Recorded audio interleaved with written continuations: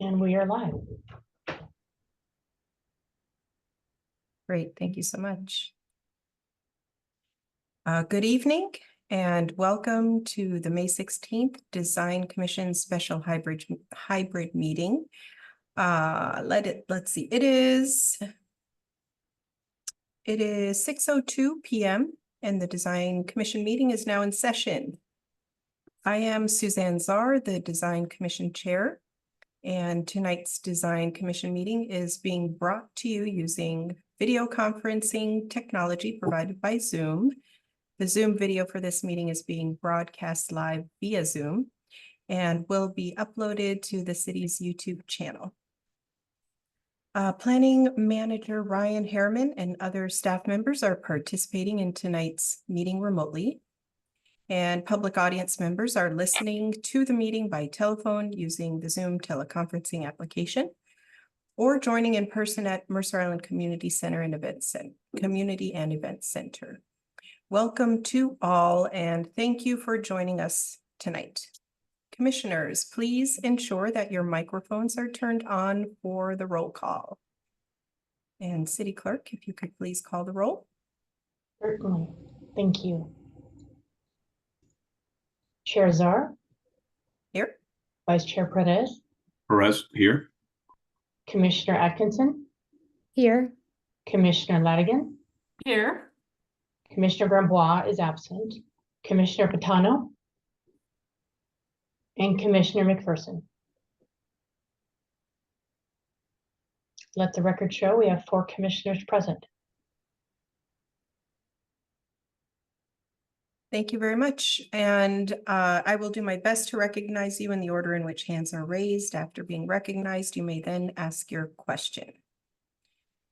Appearances. So the first item on the agenda is appearances. This is the opportunity for anyone to speak to the commission on any item. Andrea, is there anyone who has signed up for appearances that wishes to address the commission? No, Chair, no one has signed up. Sorry, it says Andrea in the script. So Yeah, that was my mistake. That's okay. Thank you. Thank you. All right. And okay, so no one has signed up. So if no, I think you need to sign up in advance, correct? So I move on to the next section. That is correct. Okay, great. Next section is special business. And the first item of business is to review and consider approving the January 3rd, 2024 minutes. Commissioners, may I have a motion to approve the minutes of the January 3rd, 2024 meeting? I make a motion to approve the minutes from the January meeting. Thank you, Commissioner Atkinson. Thank you, Vice Chair Perez. I second the motion. Thank you. Deputy City Clerk, please conduct a roll call vote. Thank you. Vice Chair Perez. Aye. Chair Czar.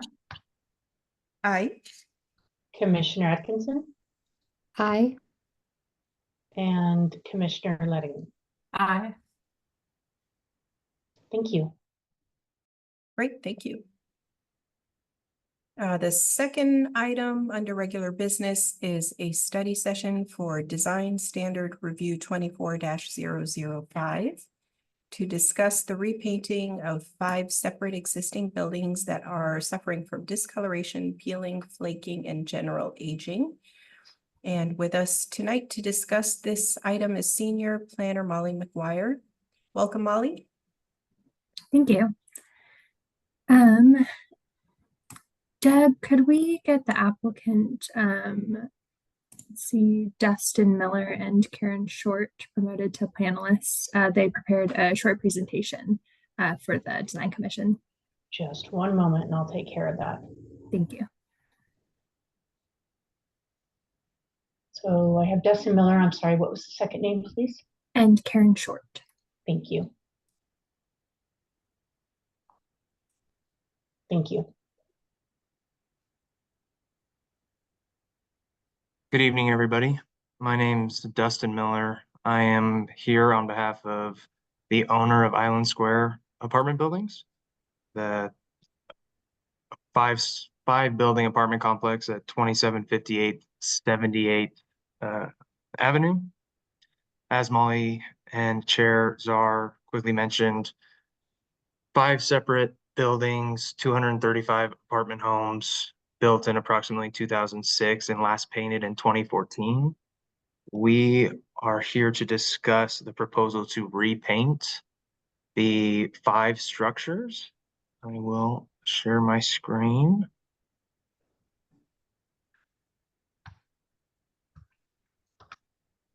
So Karen Short with MFID Interior Design, a local to Mercer Island interior design firm, is also with us.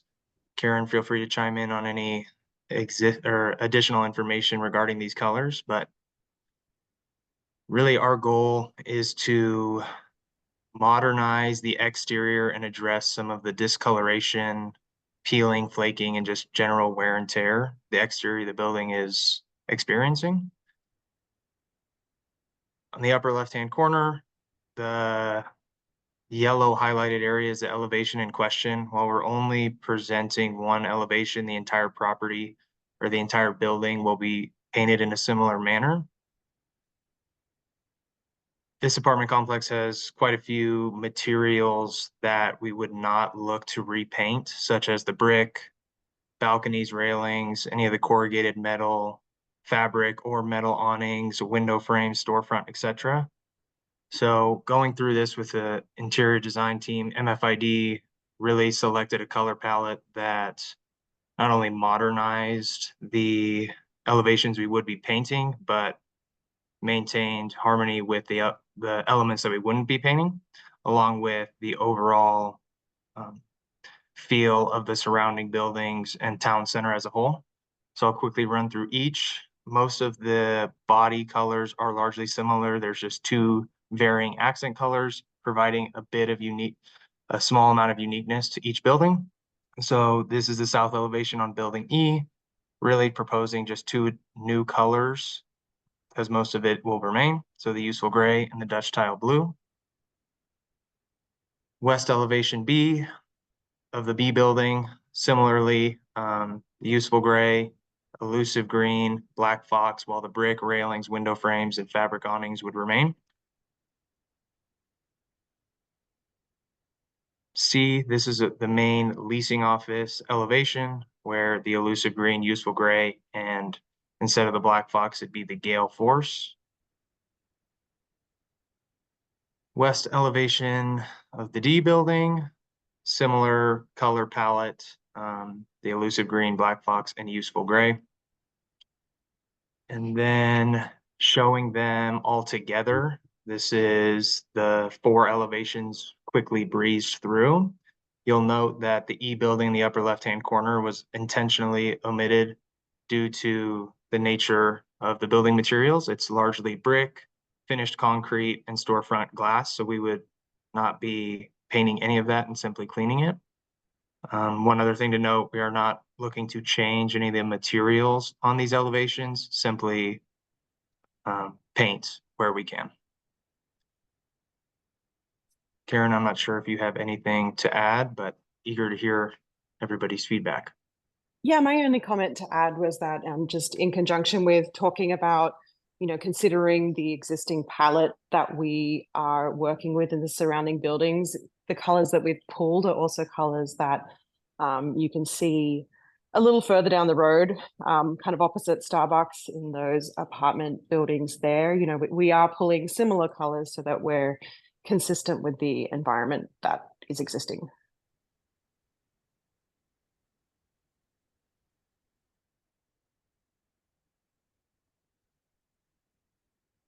Thank you. Is Great. that the presentation? Good pause there. Might be good to keep the presentation up if you don't mind. Sure. We could open it up for discussion and questions. Do any of my fellow commissioners have any comments?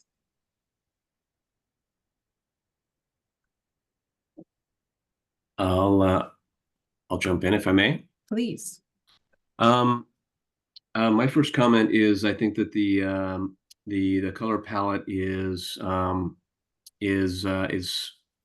very palatable. I think that it is it sort of adds a little bit of density to the building that appeared to be missing before. I do have a question regarding the two colors. There's two colors that kind of stand out to me, and I'm not going to be able to remember what you called them. But on building C, there's sort of a blue color up high. Looks like gale force potentially. Correct. And then on the if we went off to the right-hand side, the very first elevation you showed has sort of the Dutch tile blue. Can you give me some background, please, or give the commission some background on the selection of those two colors?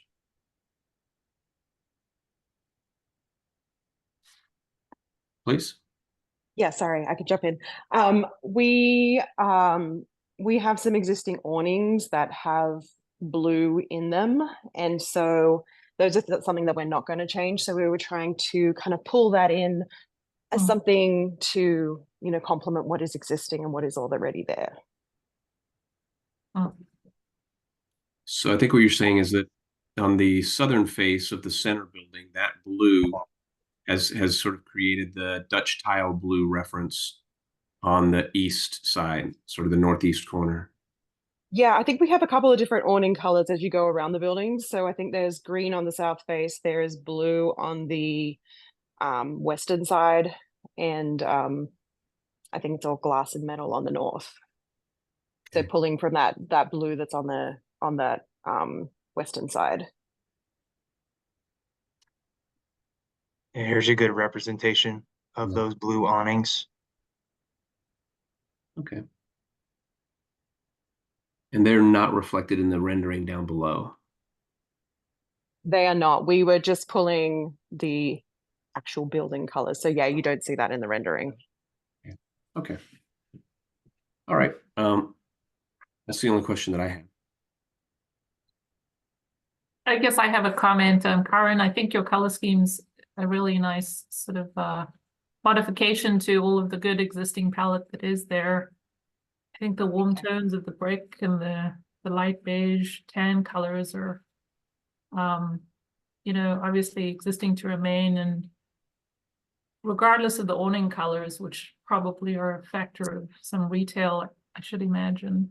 I think the cooler contrast of the greens and the blues are a nice little bit of interest and add some pop. And I agree with you, Anthony, that how the blue had been applied on the previous elevation gives it a little more substance, at least on the previous slide, I think it was.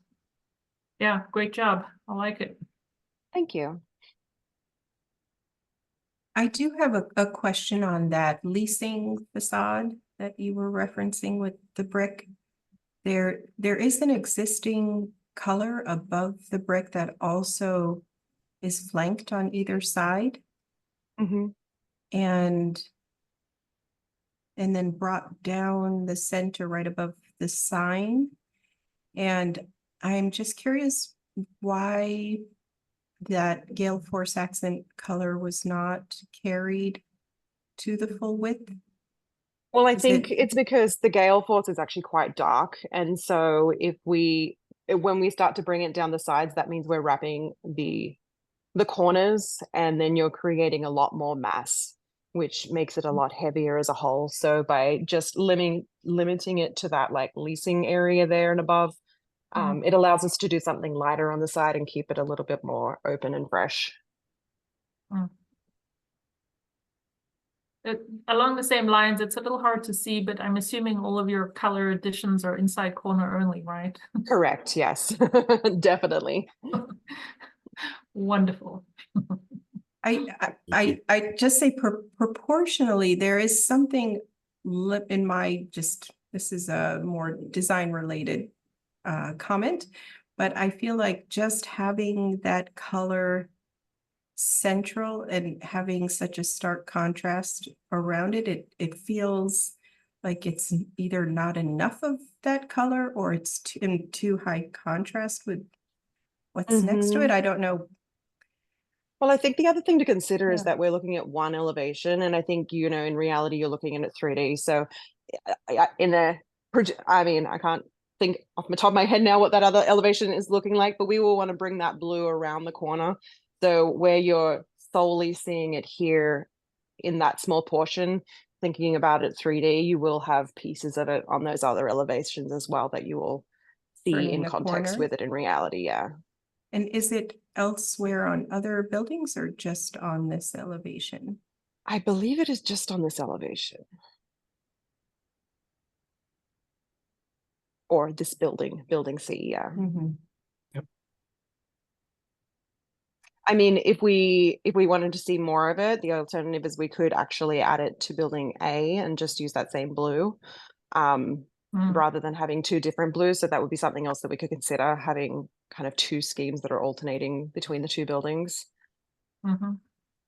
Yeah, you have two different bricks going though, and I think the color There is a you- lot of different bricks. Yeah, there's a lot of different bricks. I like the building A coordination with the lighter brick, that lighter tone. I think that overall composition three-dimensionally and just in elevation, I think feels balanced. Mhm. As do building D and B, considering the awnings that aren't rendered.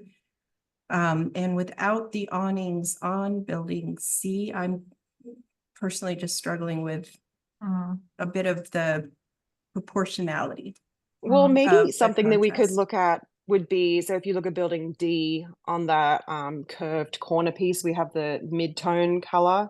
Maybe instead of having the light on building C, we have that mid-tone so it's not quite a leap in tone between the two. That might be a good kind of compromise. So that curved portion, that finish would be above the brick in lieu of the gale force? Is that what you were saying? Or I'm on thinking the take that flanking color. sides? Yeah, so pull that across to building C where we Mhm. have the light color. And so the body kind of building C might be a little bit darker. And then Mhm. the body of building B and D would be kind of lighter. That might help. I'm sorry, can you talk that through again, please? I thought I was following. I thought you were going to substitute the rotunda on the left, that color, and put it just where the blue is, but it sounded like you were taking it to a further extent. Is that right? Yeah, so I'm saying keep the blue, keep the gale Okay. force as it is, and then take that rotunda color and put it where the light color is. So this building as building Great. C as a whole will read as a darker building than the other two on either side of it. I think that's very handsome. I think that sort of adds the distinctiveness to this front center building. You know, there's a certain amount of, you know, it's kind of a little bit more regal than the others, which is Yeah. interesting and sort of more classical. But I think that'll give it a little bit more weight to the whole thing. I think that's, Mhm, that's and a I very think handsome that's change. Yeah, and I think that'll tie that rotunda in as well and make it Yeah. part of that building. So I agree that might be a good Yeah. solution. Right. Great. And then that's the extent of that mid-tone gray, right? So the rotunda and then building C where the light gray is right now. Well, I that think that's gray really is also handsome. on the corners of the other buildings. So you are Right. kind of tying them together, but you would have building C would be a darker building overall, flanked by two lighter buildings overall. I think that's very handsome. And I think for me, that resolves the idea of kind of the blue seeming a bit out of place in that center. Mhm. Just adding that Yeah. mid-tone, I think, just sort of creates more of a backdrop for it. So, yeah. Agreed. I think it reduces the higher contrast that's currently there and it feels a little more proportional. And then you get that accent color when you turn the corner. So I think that works. Fantastic. Right. Yeah. Nice job.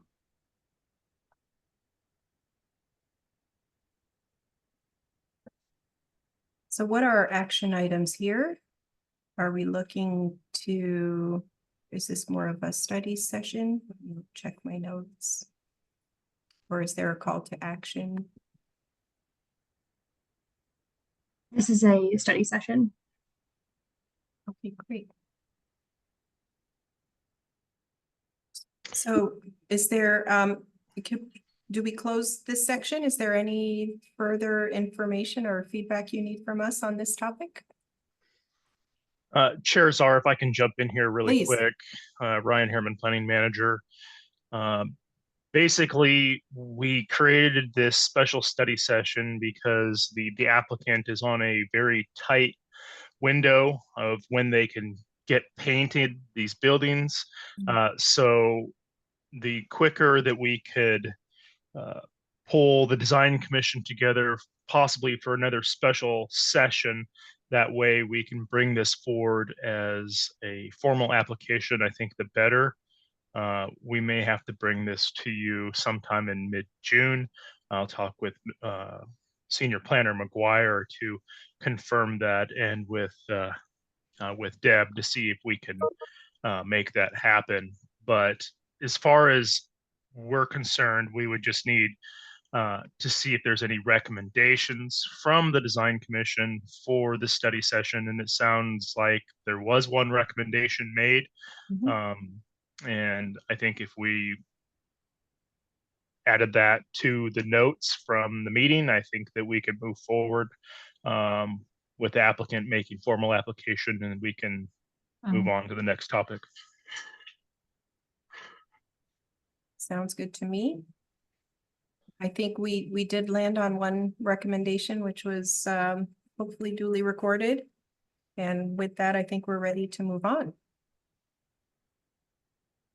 Unless you need it spelled out more specifically. That's perfect. Thank you so much. Yes, thank you very Great. much. Thank you so much for your presentation. Okay, so the second item under special business is a public hearing for Design Standard Review 24001.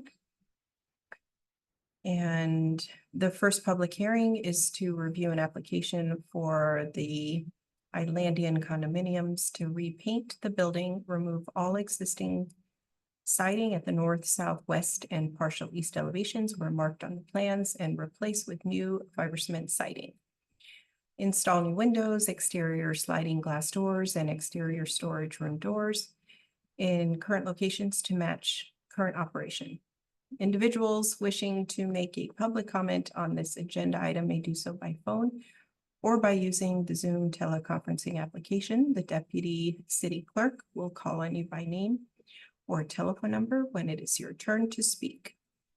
This public hearing is now open as of 6:25 p.m. Those wishing to provide public testimony, please speak audibly. State your name for the record and limit your comments to 3 minutes. Deputy City Clerk, is there anyone who has signed up for public comment that wishes to address the commission? No, Chair. Okay, great. And with us tonight to discuss this item is Assistant Planner Grace Manahan. Welcome, Grace. Hi, I'm Grace.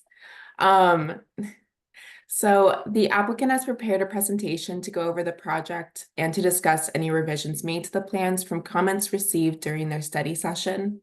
Staff did receive a written comment that, in summary, was expressing concern specifically about the durability of the siding proposed, and the applicant is prepared to respond to the comment during their presentation. Deb, can you please invite the applicant James from Evolution Architecture to be a panelist? Just one moment, please. Thank you.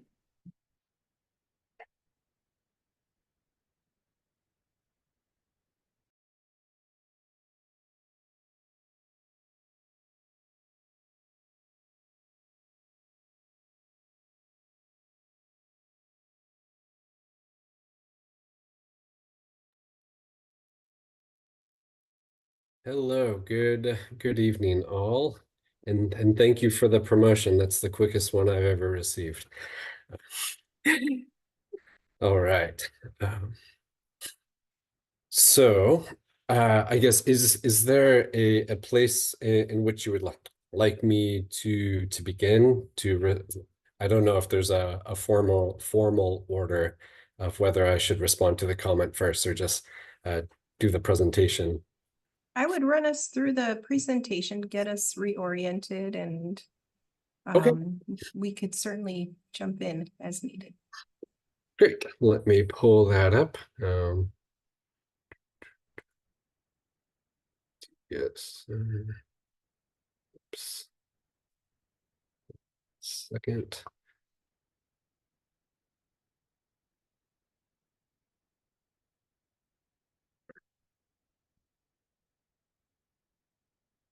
All right, so this is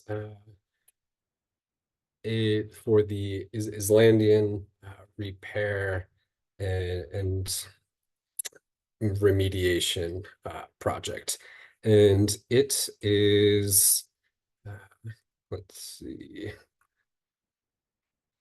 I forget the address off the top of my head. It is at 3055 80th Ave Southeast on Mercer Island, which I hope it's on Mercer Island. So for those of you that don't remember, there is a lot of water intrusion damage around the building, particularly on the east, south, and west facing facades. The north side is a little bit, oh, I'm sorry, protected, where there are overhangs and interior hallways. So that is the only portion of the building that is not receiving new siding, new windows, or new doors. That would simply be paint to bring it up in line with the rest of the building. So this is more of a necessary project than an aesthetic one. But while we have the chance to take off all the old siding, the board and homeowners went through several design meetings to modernize it slightly, but still keep in concert with the rest of the architecture in the neighborhood. So some of the materials have been streamlined a little bit, and as you'll see in the renderings, there is more distinction between mass and volumes with the colors that the owners would like to use. So this was I'm going to go through the original, the proposed, and then you can see, then I'll show you PDF where they're side by side. So essentially, right now it's all beige. Everything's all beige. It's a big old beige beast. And when going through the redesign, the homeowners really liked how we used color to bring up, or to distinguish mass, to highlight certain elements, and really refresh this building.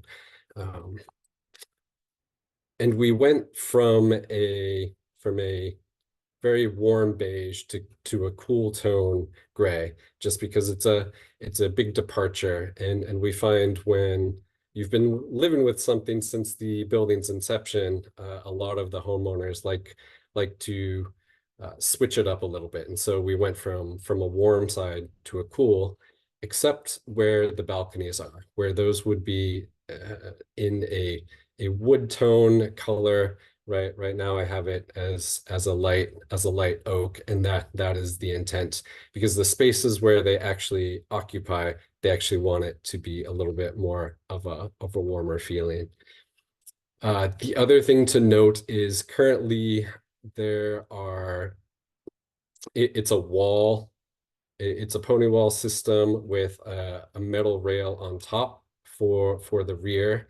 But since there are some particularly nice views out that way, and the amount of light that solid wall structure was blocking, the homeowners would like to switch to a glass rail system. So this would allow a lot more light to come into the balcony space, bounce around, and penetrate to the interior of the buildings. Some of the comments we received last time during the study session was that there wasn't enough communication, particularly in colors or massing between the back and front, and this was a little monotonous of how the vertical elements were painted the same as the larger horizontal masses back here.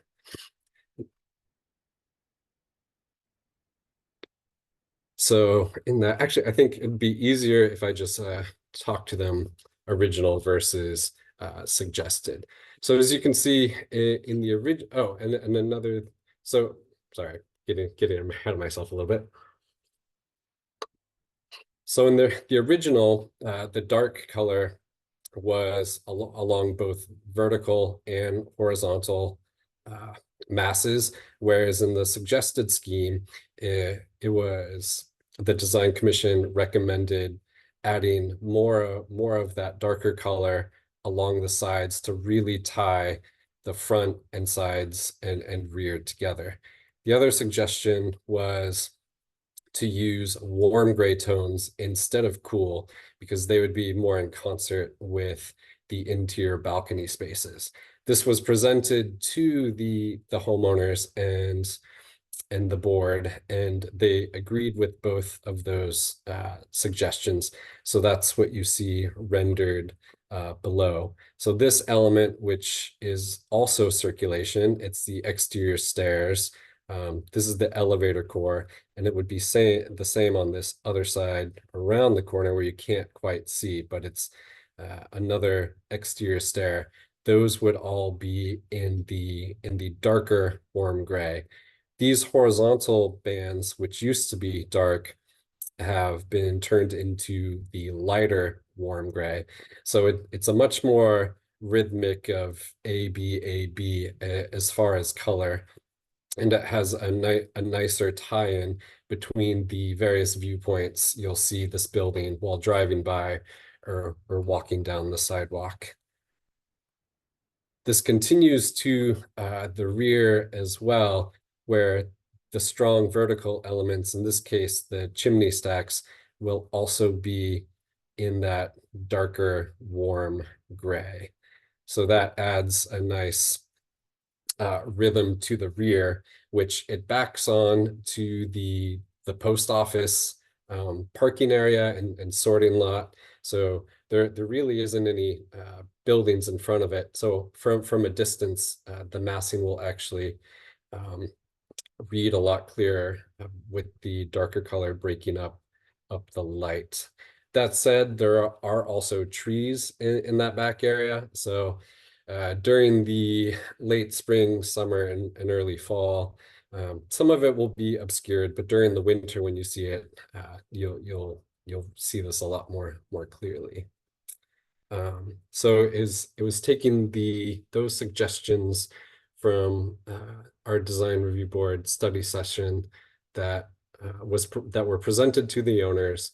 They liked both of them, honestly, and so they were happy to accept those suggestions and implement them. And it might be a bit hard to tell depending on the screen you're looking at, but there really is a slight difference from going from the cool tones to the warm tones, and I can zoom in for you and maybe it'll be a little bit easier to see.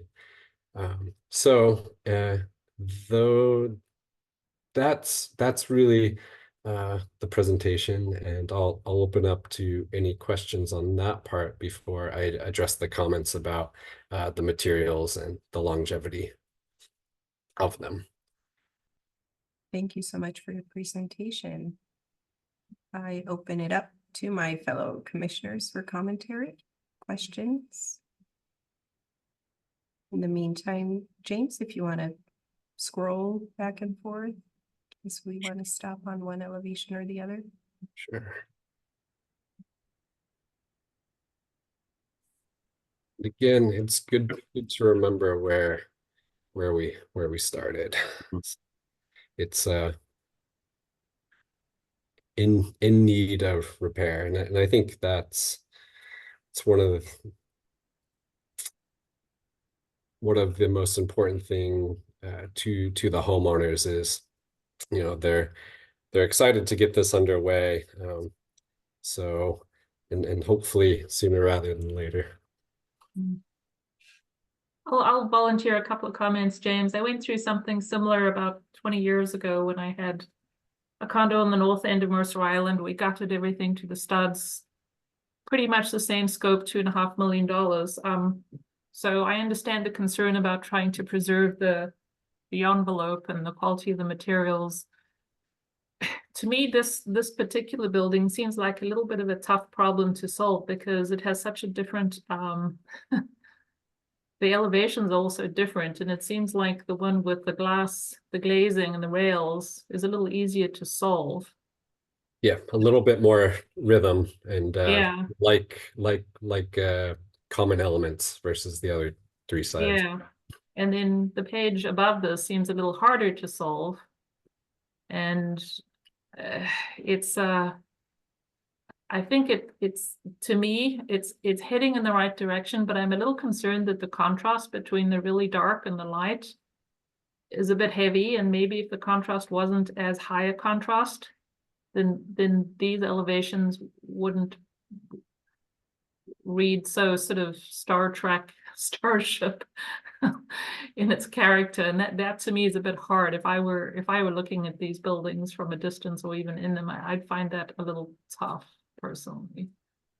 I understand though that it goes through a lot of internal machinations with your board, and so it probably took an awful lot of effort just to get to this point. But I do think your dark color is a little dark, and I'm wondering what your roof color is. Is it a charcoal? It's a light charcoal brown. Uh-huh. It's in the warmer family, which again is why the warmer paints or the warmer grays that were suggested, we tied them in. It actually does work better. Yeah. Another thing to bring up is just again, so this is the front. There are quite a few mature trees along the front and the side that borders a primary school, I believe, or a daycare. So again, during when the tree,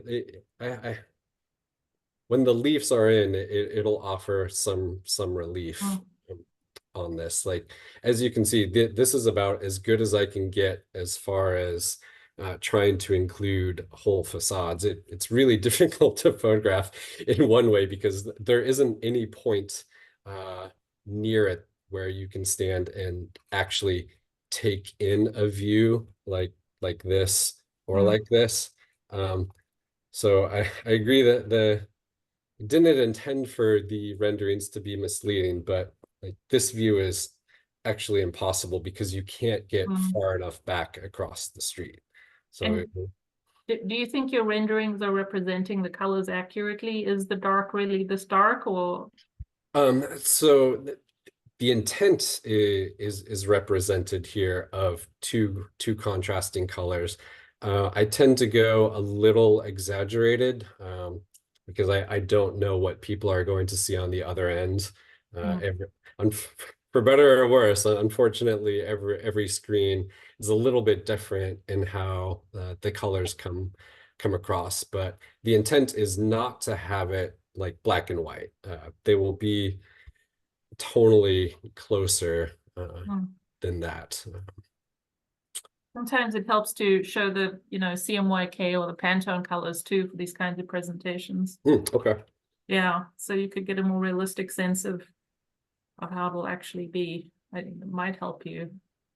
I mean, for me personally, it still seems like the contrast is a bit too high, even if it's vaguely in the same family. I don't know, Suzanne, what do you think? Well, I want to start with the other elevation with the glass rails because I agree there's a little bit more of a existing architectural rhythm there that you could start to develop rules around, some architectural logic. And I do think it's improved considerably just from the horizontality to shifting to the verticality of how you've accented the walls. So I appreciate the chimneys being those vertical elements. And when you were first going through this presentation, I was going back actually to a comment from the previous one on the start and stop of material transitions that Commissioner Ladigan had brought up, you know, on inside corners, outside corners, and we've got a different approach here in terms of kind of carving out that warm wood tone on the inside of those terraces. And I'm wondering if you've explored just that warm tone on the back wall and considered maybe bringing in a little bit of that charcoal gray forward onto the partitions between the terraces. Yeah, and so like grabbing that charcoal gray down Mhm. and just Yes. having it read more like a vertical mass to the ground. Yes, And we did consider that, and I did render it for the homeowners, but they came back with for their space, and since they're using it and they're actually the ones inhabiting the space, they wanted all that materiality and color to be the same. And since the chimney is not the same, it doesn't act the same way on every balcony. That's one thing as owners. They also wanted everybody to have their balcony be equal, whether it was on the front, the side, or along the rear as it is here. So it's more about an equity for all the owners to have it the same way. And they didn't like the idea of some people having a charcoal stripe along one side and others not. And so that's how they approached it when they voted. Yeah, actually, that I don't think anyone voted for that idea when presented. completely appreciate the sentiment and the democratic approach. It breaks down architecturally. So I can see what the reasoning and understand that, but just want to highlight that from a massing perspective, I think that degrades the rhythm. It does. And Yeah, some no, of no, I the agree. formality. And I would personally think there is an asset to having distinct features from unit to unit, but I know there's a culture there to respect and serve. So, but I can imagine having those inside corners be more transition locations of materials. And maybe the way to think about that is to have the consistency of all the balconies just receiving the back wall treatment with that specialty finish. And that let the architectural rhythm turn the corner as it needs to within the logic of how the building wants to be. I'm going I to think jump that in might be here. a I'm going to compromise. jump in here real quick, Chair Czar. Oh, I'm just- sorry, I didn't see your just to- hand. Just to remind everybody that this is not a study session, and this stuff was discussed at the study session previously. There was not a recommendation in the study session for them to do any of what has been mentioned this evening. There was discussion about the contrasting in the corners, where the colors met, but not the overall colors. Just wanted to reiterate that this is not a study session. This is not time for the design commission to provide recommendations on the application. This is time to determine if the proposal meets the code and if this is going to be moving forward. Thank you, Planning Thank you. Manager. Chairman.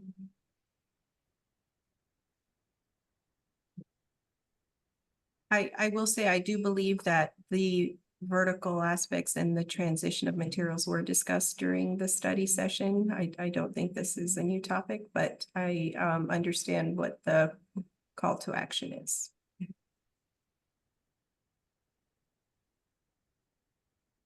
This is my first one with Mercer Island too as well, so I'm learning. Any other comments from fellow commissioners or questions? I'm sorry, I didn't, I wasn't able to make the study session. I didn't think if I were in the study session, this would have been the outcome I would have wanted. I think it's, I think it could be a lot better, and I think it would be unfortunate to proceed with this design scheme. You know, we have some pretty big buildings on the north end of Mercer Island, and a few of them in past years haven't gone too well, and I think this would be another one that would not head down a path that would result in an outcome that would do the homeowners any justice, quite frankly. So yeah, sorry I didn't make the study session. I was unable. Planning Manager Harriman. If I could just add a point of clarification, Chair Czar, the state legislature recently provided a ruling that design, when it comes to design standards, have to be objective and not subjective. So that change is coming here within the next year. So just be mindful of that when we make, or when this commission makes recommendations moving forward, to be objective and go through objective standards when those take place. But at this time, I mean, we have Grace Manahan here, who is prepared to answer any questions from a code standpoint, and we can move forward with that. Great, thank you for clarifying. And the heads up. I'm going to add a couple of comments here, and so what I want to say to the presenter, thank you very much for going to a warmer color. Thank you for doing things that are more rhythmic, I mean, to me, it's sort of the devil in the details of just how a couple of things are handled. I think that in future study sessions, I think that what we need to be able to do, or what the commission should be doing, is working, you know, very clear language that again has to reference back to the code. So you know, my point being at this particular time is to say thank you for going to the warmer. Thank you for kind of creating the rhythm.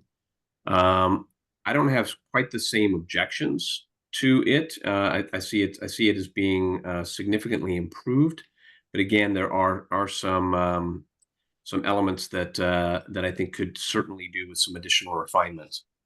Planning Manager Harriman, is there a I mean, the way that we would typically move forward with this is we can approve with amendments, or we can reject. Is that is still the decision in standing that needs to happen right now? Is that Thank you, Vice Chair Perez. What my understanding of this is you could approve with conditions, or deny. Mm-hmm. Yeah. Or there's a fourth option, you can remand. Yeah, and then just to briefly touch on the code, just to kind of talk about staff recommendation. Through the application, it has been shown that this project does meet the current code of the city, including using materials and colors that have a regional focus, attention to all sides, harmonious range of colors, etc. And the staff recommendation is based on the above noted findings. In fact, the design review application as depicted in this presentation, staff recommends that the design commission adapts this project and move forward with the approval of it.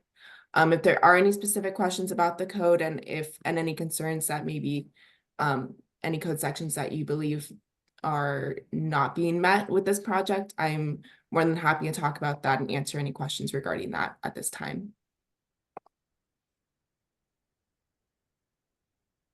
Understood.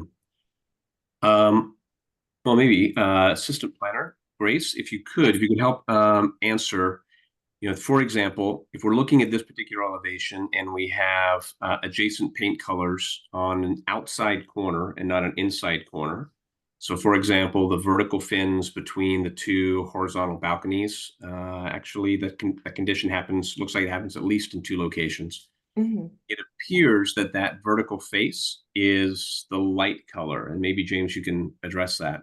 Is that exactly? So yes, Believe that I'm not sure if that's a rendering thing or if that's actually the light color. well, it's because there's shadows on, but yes, that is the light color because this side is the light color. So This in that instance, you have this would be the dark. This would be the dark, but Interesting. this face would also be light. Hmm. So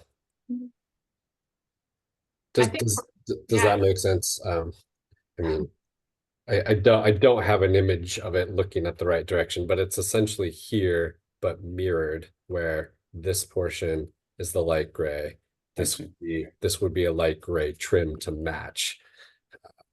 It's the same paint color. It's just slightly different because of how the render works.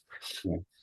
Well, I just think, from an architectural detailing point of view, there could be a way to stand in the code that, if you're dealing with a again, we can kind of really dive into the details here. If you're dealing with a lap siding with a flat panel material on the end, and you have 2 different colorways with 2 different materials coming together, it could be difficult to get that so that it looks like a consistent transition. I can't tell if that's a slat on the end, but it looks like it's actually a flat panel. Is that Yeah, it would be a flat it would be a flat 5/4 by the width hardy. It's okay? because the whole thing is hardy, but Yeah. that would not be lap siding because it is a thin end wall face.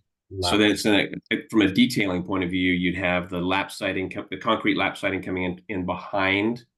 I'm sorry, how do I show this? Concrete lap siding coming in behind that edge. You wouldn't try to, I guess to me, from a code point of view and a quality assembly point of view, I think that there's a question around how does that edge come together, highlighted most specifically around 2 different colors coming together. It's not so much the color on the light to a light tan, but it's the inside yellow, amber color, whatever we want to call that, to that light tan. Just how do you make that transition? And again, what I'm trying to do is I'm trying to put it into the architectural code or the design code from a quality of assembly point of view and a perceived quality point of view. Yeah, So- James, if I could step in for a course. moment. It'd be beneficial if you could call out a certain code section that you are referring to that you believe Sure. that the project's not meeting. From my experience and research with the code, there's no specifics about colors meeting each other, only general harmonious range of colors, regional awareness, and that sort. Yeah. So if you could identify exactly where in the code you believe that the applicant should speak to, that would be very beneficial. Thank you, Vice Chair Price. Thank you. I think that sounds like the root cause of the problem. Well, at least one of the problems is when we work in commercial design, millions and millions of square feet in buildings, we generally never do outside corner paint transitions. And that's what we're getting stuck on because generally, it just catches your eye. And yes, it's a subjective assessment and it might not be in the codes, but it really doesn't look good. And that's why we generally try and avoid it. That's the problem. I understand, if I may, and we do that as well as a practice. But one of the things with all our work, which is repair and remediation of existing buildings, and we're not always in control of those conditions, and our primary concern is getting this building whole and making it better than we found it. And so the board took the opportunity to upgrade the materials to add value and comply with keeping it in a suitable color range to meet all those requirements initially. But we can't change the way the massing was done, unfortunately. And I think that the owners at least have spoken, and it's not something I can go back to them with and be like, you all as 40 individual owners democratically elected to have every balcony finish the same way, but now I have to have you not do that. It's just, I don't know how I would approach that from a code, because like, what could I reference to tell them? Especially when they've been so willing to accept and actually like some of the other suggestions about moving to the verticality along the sides and the front. So can I ask a question? Because I know that code wise, the color and the ranges of color and the context are all part of our purview. But there's the quality, and also isn't there something in there about the proportionality? If I could get a refresher on that, Grace. I was just going back to make sure that to look at the Yeah. proportionality. I know there's stuff about cohesiveness, compatibility on all the sides of the building. And remind me what section of that code is, because I had it up in front of me. Yeah, that's gonna be 1911 110 B. Okay, great. And I do believe that from a procedural perspective, and maybe Planning Manager Harriman, you could help me out on this one. I do believe that the commentary around the material transitions and suggestions on bringing those vertical tones down into those balcony spaces were part of a study session discussion. It's not new comment. And I think it was in a way to address the cohesion and rhythm and sort of proportionality of material transitions. And I respect and understand, James, your presentation in response to your clientele. But I do think that the proposal at hand is in deference to an owner preference over a recommendation that we had made in the study session, which was rooted in code. And so this is kind of what I'm grappling with here, just trying to see what would be the best next step. James, please. I figured this was easier than the button. I just want a clarification. So what you're saying is it's not actually a recommendation then. It's a prescription. Is that what I'm hearing? Not necessarily. No, I don't want to be necessarily firm about it. I'm just pointing out that it's a clarification from planning manager's comment previously regarding the study session comments and where we're at today and what our role is today.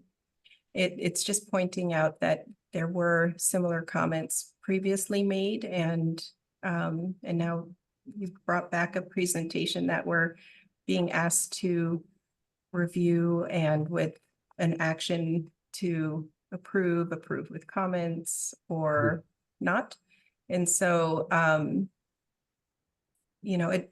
was making more subjective comments, I guess, earlier, and course corrected in terms of where our role is in our decision this evening. And so I just thought it was worthwhile to just contextualize some of those comments, knowing that we had that study session previously. And just to speak, and it was mentioned about the cohesive with the horizontal and verticals previously, but also as James did show during the presentation, he did change some of the horizontal and verticals to make the entire building on all four sides more cohesive, as well as incorporating that recommendation to it sounds like the greatest extent he could while working with the owners. So it was not an ignored comment. It just maybe just didn't do the certain little areas that are being pointed out currently. I agree with Vice Chair Perez that it is an improvement from, and you did take to heart the initial comments made, and we all appreciate that. Thank you. Okay, so let's see. I think I'll open it up for any final comments. Commissioner Atkinson, I didn't know if you had an opportunity to speak.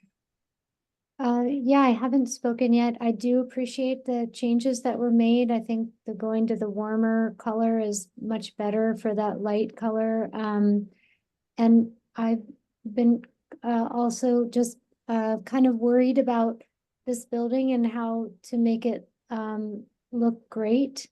And although my expertise is in landscape architecture, I too wish there could be more time on the drawing board. But I appreciate the work that has been done thus far, and I'm interested to see how we could, move forward with comments or in some way continue to make recommendations. I understand we're up against whether it meets code or not, but I guess I feel like it would be a shame to just stop here.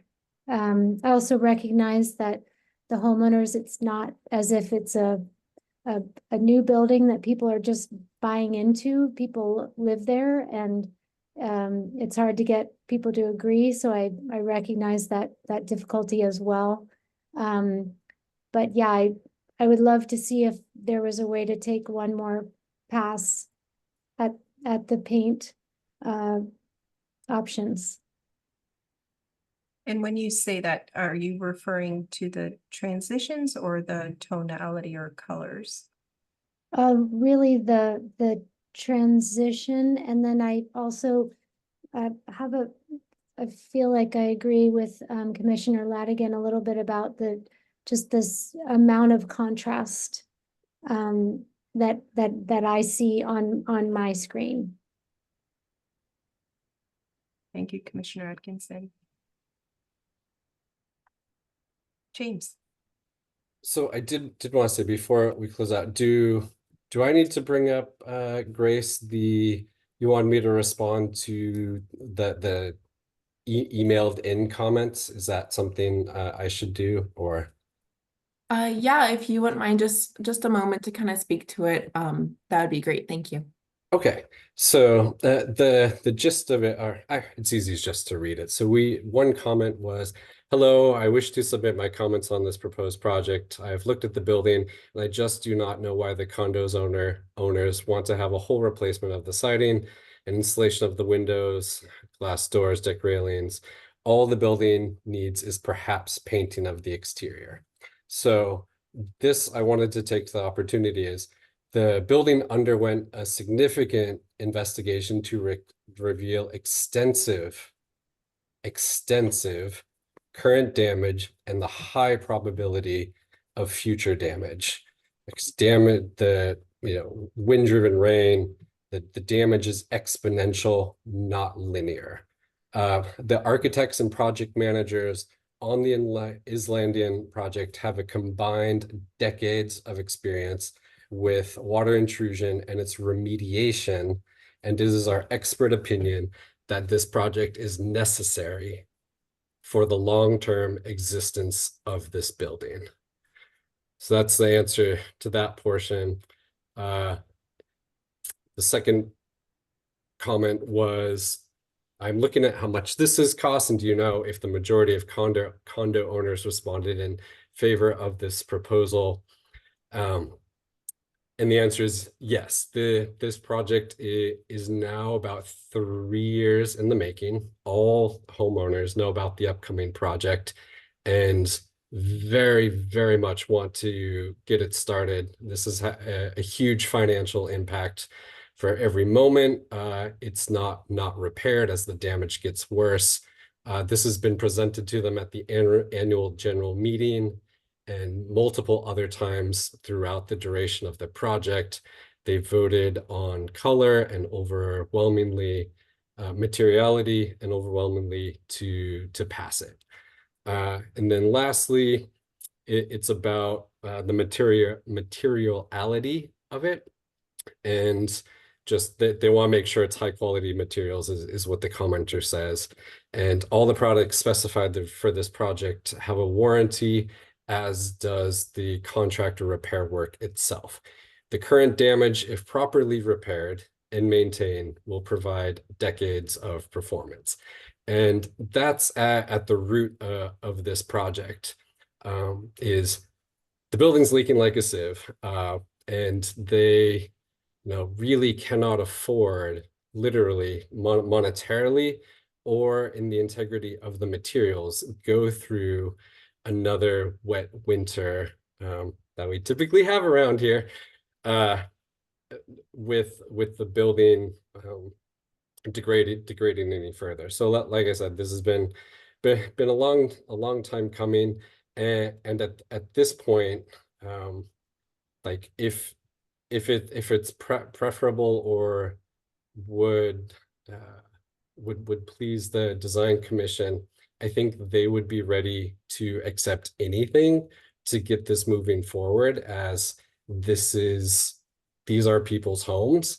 And I love architecture and the ideas in the abstract, but one of the things that has a real impact is when people are using it real time, and that's the difference between new build and when we're doing all these repair projects while they're still inhabited. So I just wanted to answer those questions that the neighbor, Miss Fletcher, sent out to me.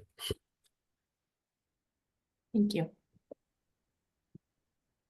So I believe, unless there's any other final questions or comments by the commissioners or anything else, James, you'd like to add? Thank you for that. Is there a motion to adopt the staff findings and conclusions contained within the staff report and approve the proposed development subject to the recommended conditions of approval also contained within the staff report? I move such to accept this proposal as submitted.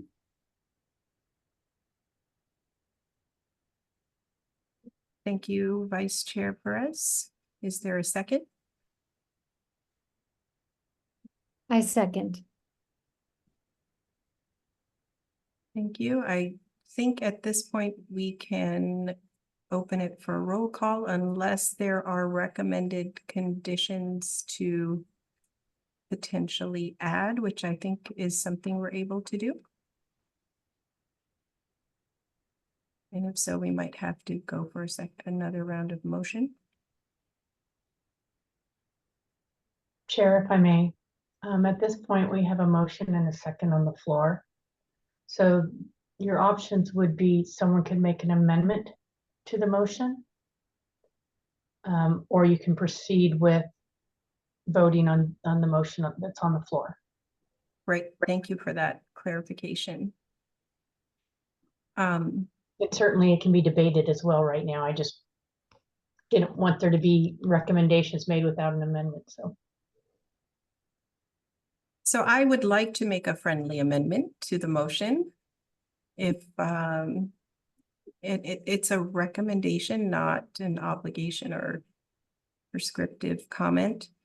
But my amendment proposed would be to transition the warm accent material on all balconies to the inside corner, allowing for the architectural finishes that are currently being proposed to wrap into that inside corner, whether it be the warm gray or the dark warm gray or the light warm gray.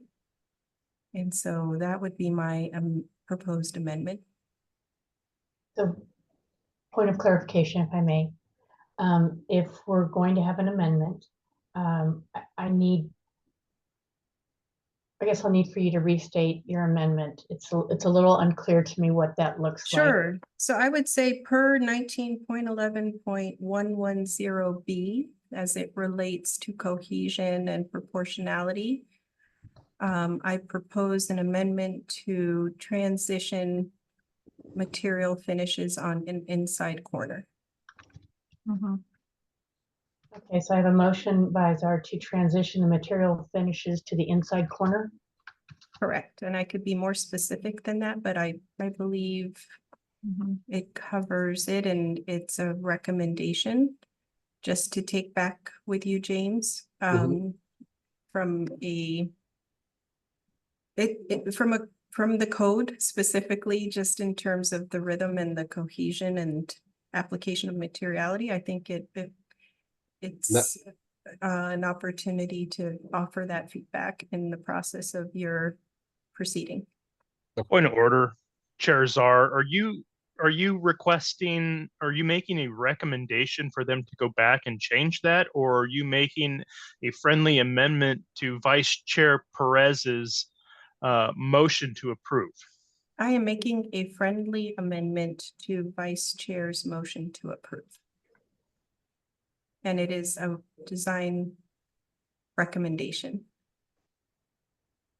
In that case, it would actually be an amendment. It's not Mercer Island's practice to use friendly amendments. It would just be an amendment to the original motion. Okay. May I ask a question? If we're making it as a requirement, why are we adding it as a recommendation? For the record.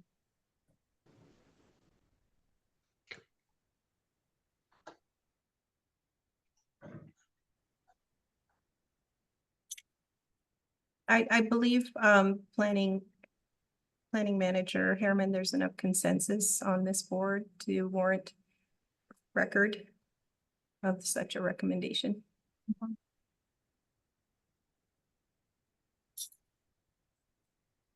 So that's an amendment to the motion. If that makes sense, Deputy City Clerk. We would need a second to your amendment.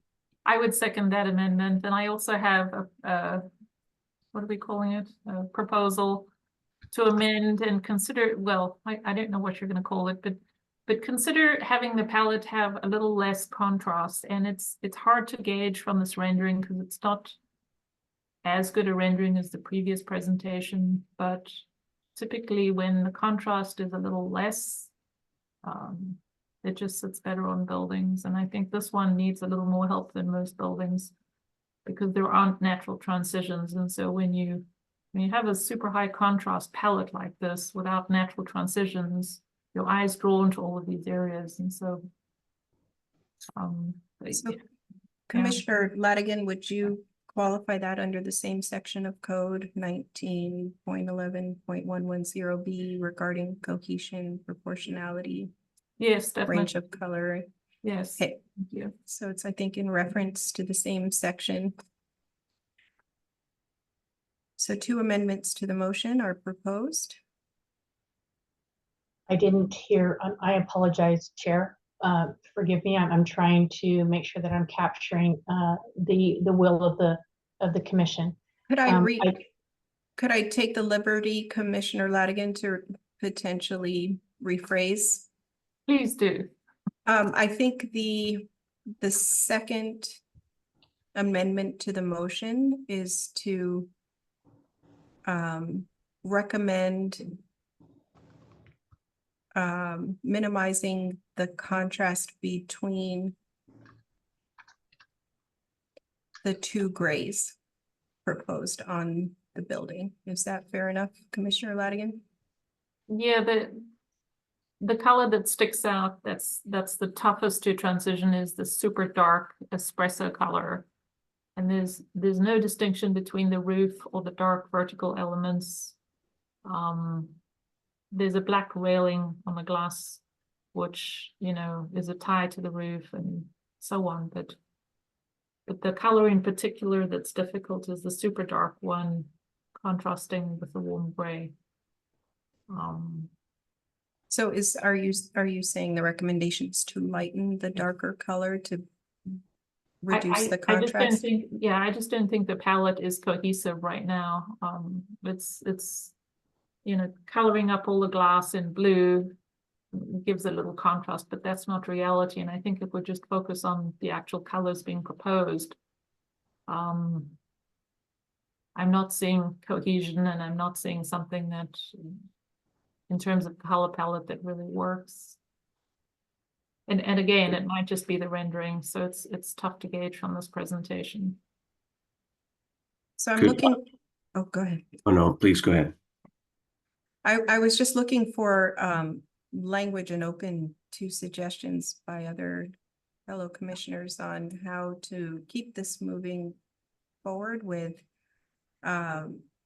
just a recommendation for record, which I believe has to do with either stating it as a recommendation to reduce contrast between the light gray and the dark gray. Leave it at that. Yeah, I Or think be that's more- fair. I think that's fair, Suzanne. Thank you. Okay. Yeah. Deputy City Clerk, does that make, oh, go ahead, Vice Chair. Well, I was just going to say, I think what I'm hearing, just so that I'm really clear, is section 1911-110, materials, colors, line B or section B, subsection 5. So 1911-110 B5, harmonious range of colors. A harmonious range of colors should be used within the town center.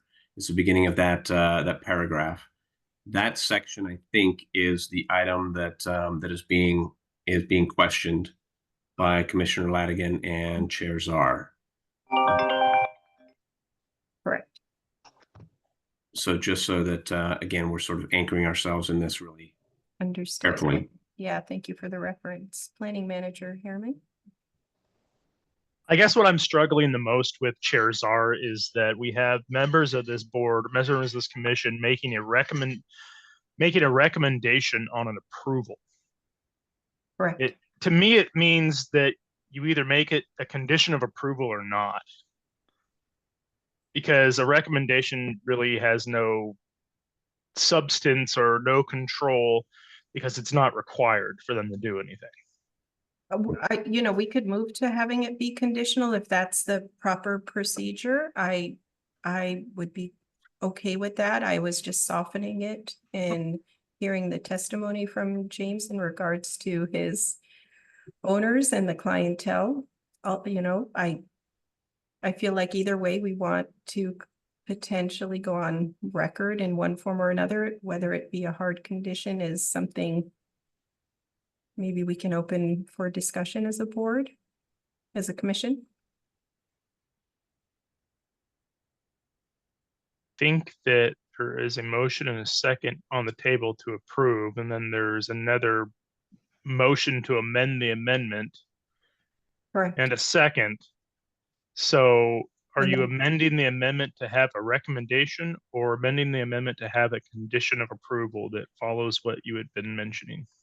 Well, we were proceeding as a recommendation, but you bring up the point of having it be conditional. And I think if we could just pause and open it up for discussion with the commissioners to see if that is the will of the collective commission, or if we want to keep it more as a recommendation. So if I could just pause here and open it for discussion, and then we'll go back to the motions on the table. I think, Suzanne, for my part, I would make it conditional. Okay, It's not there yet. thank you, Commissioner Ladigan.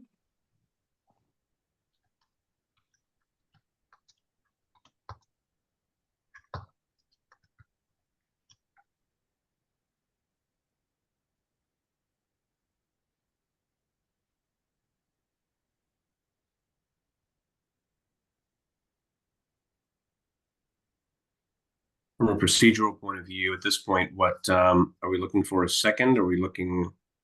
At this point, we are first collectively casually discussing whether this be a conditional amendment or a recommendation. Mhm.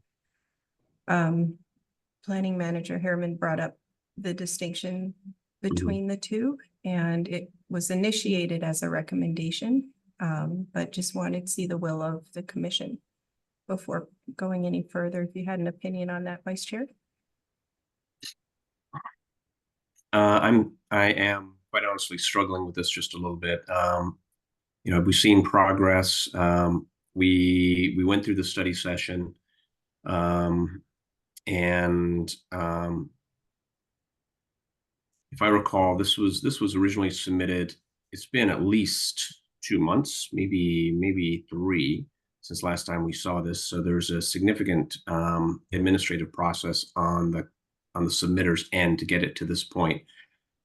So I think, my feeling from this particular point is yes, we want to make sure that we're enforcing code to the fullest of our ability and setting precedents at every decision so that we are continually improving the downtown city core per the code and the tenants that are enabled by this commission. And yet at the same time too, I do want to maintain a sense of clarity so that if we didn't give clear direction to the applicant, I think that's kind of what it comes down to for me. Whether or not we gave clear direction to the applicant on the first submittal, and they negated to meet that recommendation, or if we're changing that recommendation at this point. So that would be a topic that I think that we just need to discuss amongst ourselves. My thought is we're being consistent with initial feedback. Planning Manager Harriman. So if you look at MICC 1915-220, where it goes down and talks about the study session in subsection 2A, at the end of that, it says the design commission may provide feedback to be considered in the design of the project. Doesn't necessarily say that the design commission shall make recommendations or requirements that must be done as part of the project. So I just wanted to bring that up. And I will lower my hand. Well, I do appreciate the applicant's advocacy for his clientele. On the same note, I feel as commissioners of this design commission here, we are beholden to holding up the code first and foremost, and being respectful of the homeowners, of course, but advocating for, like Vice Chair had mentioned, potential precedents. This would be a project that would move forward with material transitions in a particular way that could be referenced in future projects. And so there's a potential of setting precedents in those ways as well. So I see 2 hands up, but James, I saw yours first, and then Commissioner Ladigan. Yes, sorry, I couldn't find the button, so I figured I would just write. Your hand works. Well, okay. So I think the primary concern is how do I get to a yes? 3.5 years, their building is literally falling apart. And to Vice Chair Perez's point, improving the downtown and the look of the aesthetics of Mercer Island is the intended goal. This building will fall apart if something is not done, and like now. And it's permitted. It's been through that review. This was a last step that was a surprise, as Mr. Harriman knows, to me. So it has added months and so much extra unforeseen time and money. So I want to go back to the homeowners with an approval. And at this point, as I said, their homes are falling apart, and and soon it's going to become unlivable. And how is that progress, and how is So that let's improving downtown?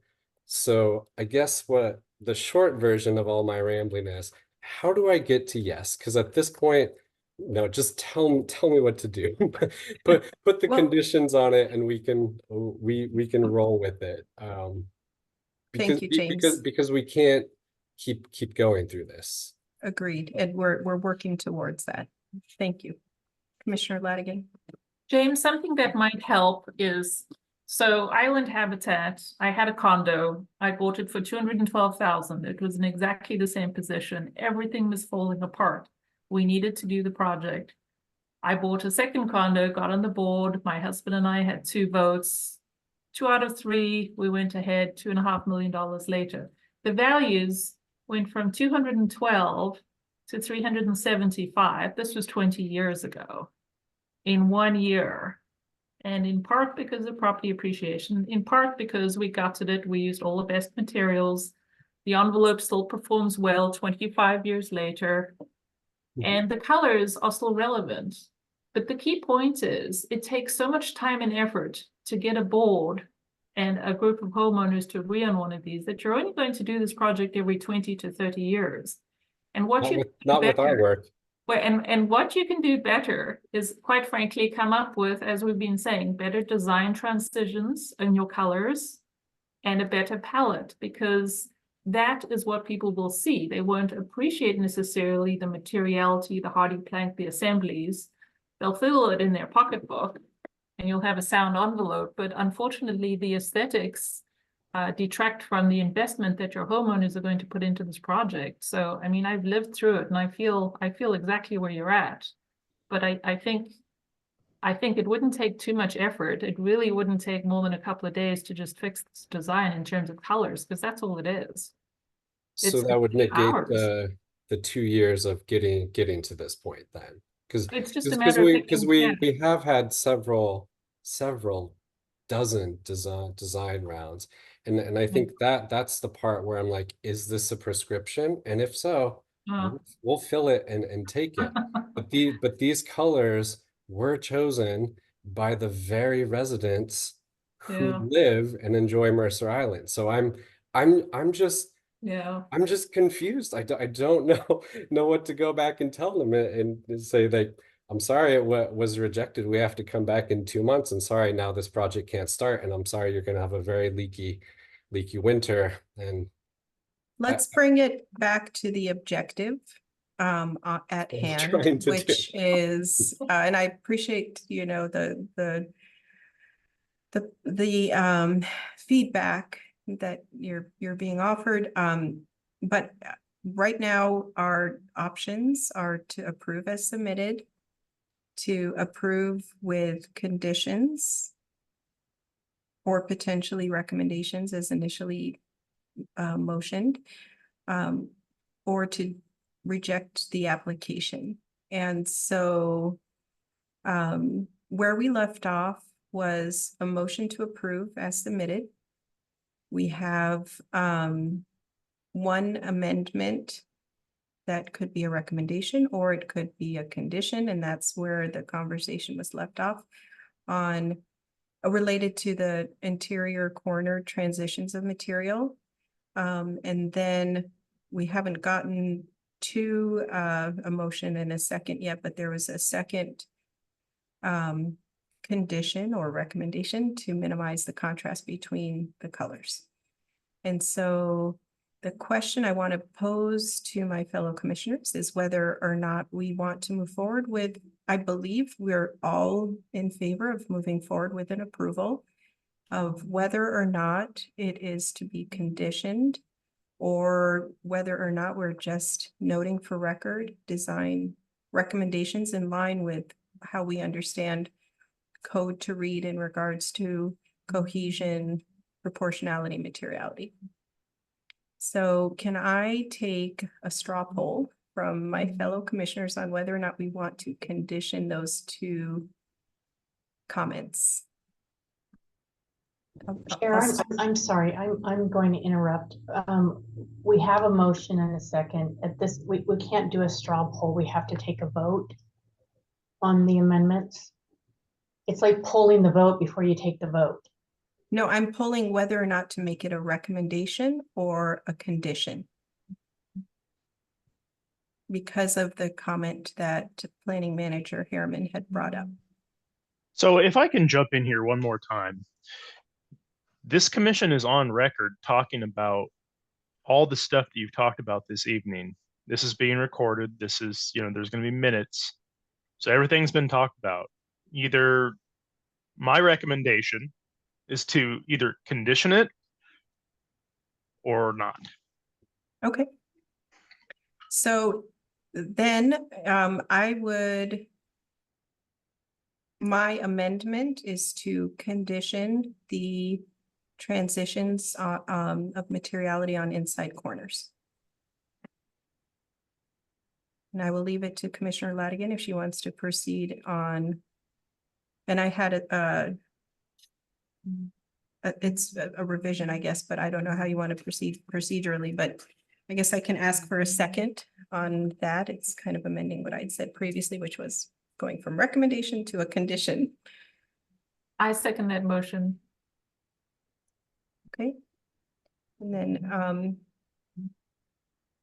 In terms of the issue I raised, I would leave it to James's discretion because we just can't tell what the roof colors are and we can't really tell what the proposed colors are from this. I don't think the rendering is clear enough, so I'll remove my recommendation. fair enough. Thank you, Commissioner Ladigan. Yeah. So Deputy City Clerk, we have a motion from Vice Chair Perez to approve as proposed. And it was seconded, I can't remember by who. We have a motion by Perez to accept the proposal as submitted. It was seconded by Atkinson. Great. And we have a motion by Chair Czar to condition approval of the proposal that the transition material finishes to condition approval of the proposal that the transition material finishes to the inside corners. Am I saying that correctly? The colors terminate on inside corners. Or the transition of material finishes happen at inside corners. That's what I heard. Yep. It was never colors. It was transition material finishes to the inside corners. No, it's not materials necessarily, it's colors. Okay, So but the words that were used when the motion was made okay. wasn't Let's say- colors, it was materials. So, I Let's- mean, if the two of you, I'm trying to act as your parliamentarian, that's part of my role as Deputy City Clerk. If the two of you feel that that's not the amendment that you intended, then as the motioner and the seconder, you can choose to withdraw the motion and then start over. That would be the cleanest way. Well, let me just clarify with Suzanne. Did you mean materials only or materials and colors?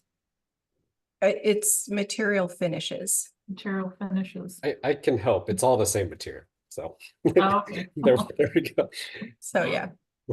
So if you need to withdraw it, Deputy City Clerk, and have us change that one word, we're happy to do that. If the two of you agree that you just want to enter that one word, that's fine for the sake. I'm just trying to clean this up for us so that we land where you're looking to land. Okay, so instead of finishes, just the word finishes to colors. I had thought, James, that the back material was more of a specialty finish, but it's a paint color. Yeah. Thank you. Okay. I was trying to keep it more general. So the amendment now reads motion by Czar, seconded by Ladigan to condition approval of the proposal that the transition material colors to the inside corners. Correct.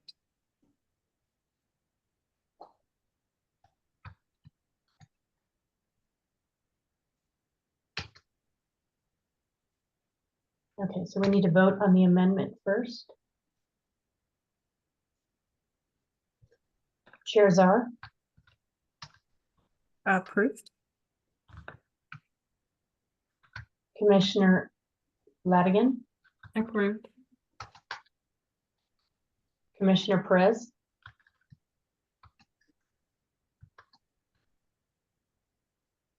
Commissioner Perez or Vice Yeah. Chair Perez, Yes, approved.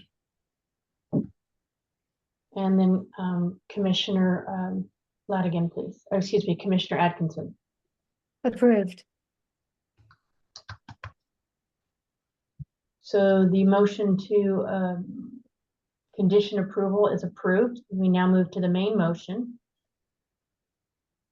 made by Perez and seconded by Atkinson to accept the proposal as submitted.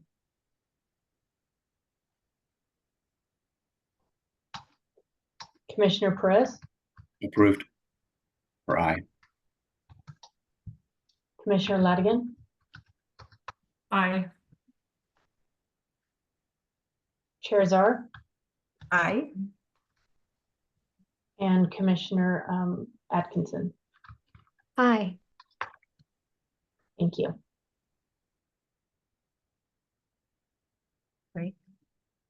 Thank you again, James, for all your hard work and for your presentation. You're not done with me yet. The third and final item under special business is Design Standard Review 24-002. The public hearing is to review an application for the Monaco Villa condominiums to repair and remediate the Monaco Villa condominiums. The scope includes the removal of all damaged and failing. Just lost my place. Existing siding at the northeast and south elevations. Individuals wishing to make a public comment on this agenda may do so by telephone or by using Zoom teleconferencing application. The deputy city clerk will call on you by name or telephone number when it is your turn to speak. This public hearing is now open as of 7:39 p.m. Those wishing to provide public testimony, please speak audibly, state your name for the record, and limit your comments to 3 minutes. Deputy City Clerk, is there anyone who has signed up for public comment that wishes to address the commission? Chair, there were no requests to address the commission. Thank you so much. And with us tonight to discuss this item is once again Senior Planner Molly McGuire. Welcome, Molly. Thank you. So this is a presentation for the remediation of the Monaco Villa condominiums, as you said. And we have James from Evolution Architecture here to present the application and changes that were made in response to the feedback received in the January 3rd study session. So at the end of the presentation, the Design Commission can make a approval or recommend conditions of approval or deny the application. And may we add Tessa Cleary, who should be in the audience. She is also on this project as well. One moment, please, and I'll add her now. Thank you.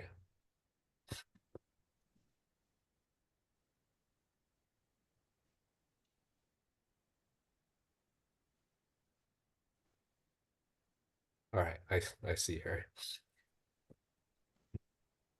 So with the same thing, anything further to add, Molly? I didn't want to cut you off, but I did want to make sure Tessa was part of this. Nope, go ahead. Okay. All right, so hi, I'm James, Evolution Architecture, everybody. And I will share my screen again. So this is Monaco Villa, and essentially it is a similar scope as to the previous project, but I'll just reiterate. There is currently water intrusion on multiple sides, a lot of existing damage that needs to be remediated. And also during that, knowing that all the siding has to come off to repair the waterproofing, add flashings that weren't there to windows and doors. The board went through several design rounds with both Tessa and myself, the architects on this project, architect in training for Tessa, for the record, not quite there, but getting there.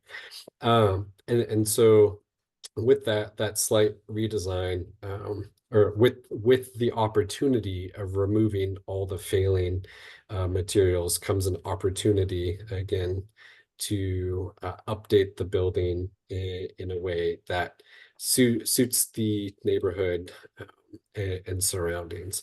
So here are some views walking around the building. It's quite long. I'm not sure how many hundreds of feet, but this is a wide angle lens to try and get it all in.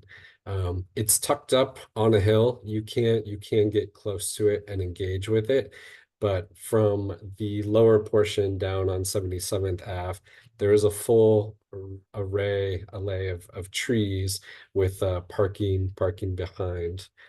Here's the view from the corner, so you can see just how obscured that view is. And again, so when you see it in the rendering, you will be able to see it at certain times of the year, but most of this is evergreen, and it would be really difficult to get a picture better than this for most of the year.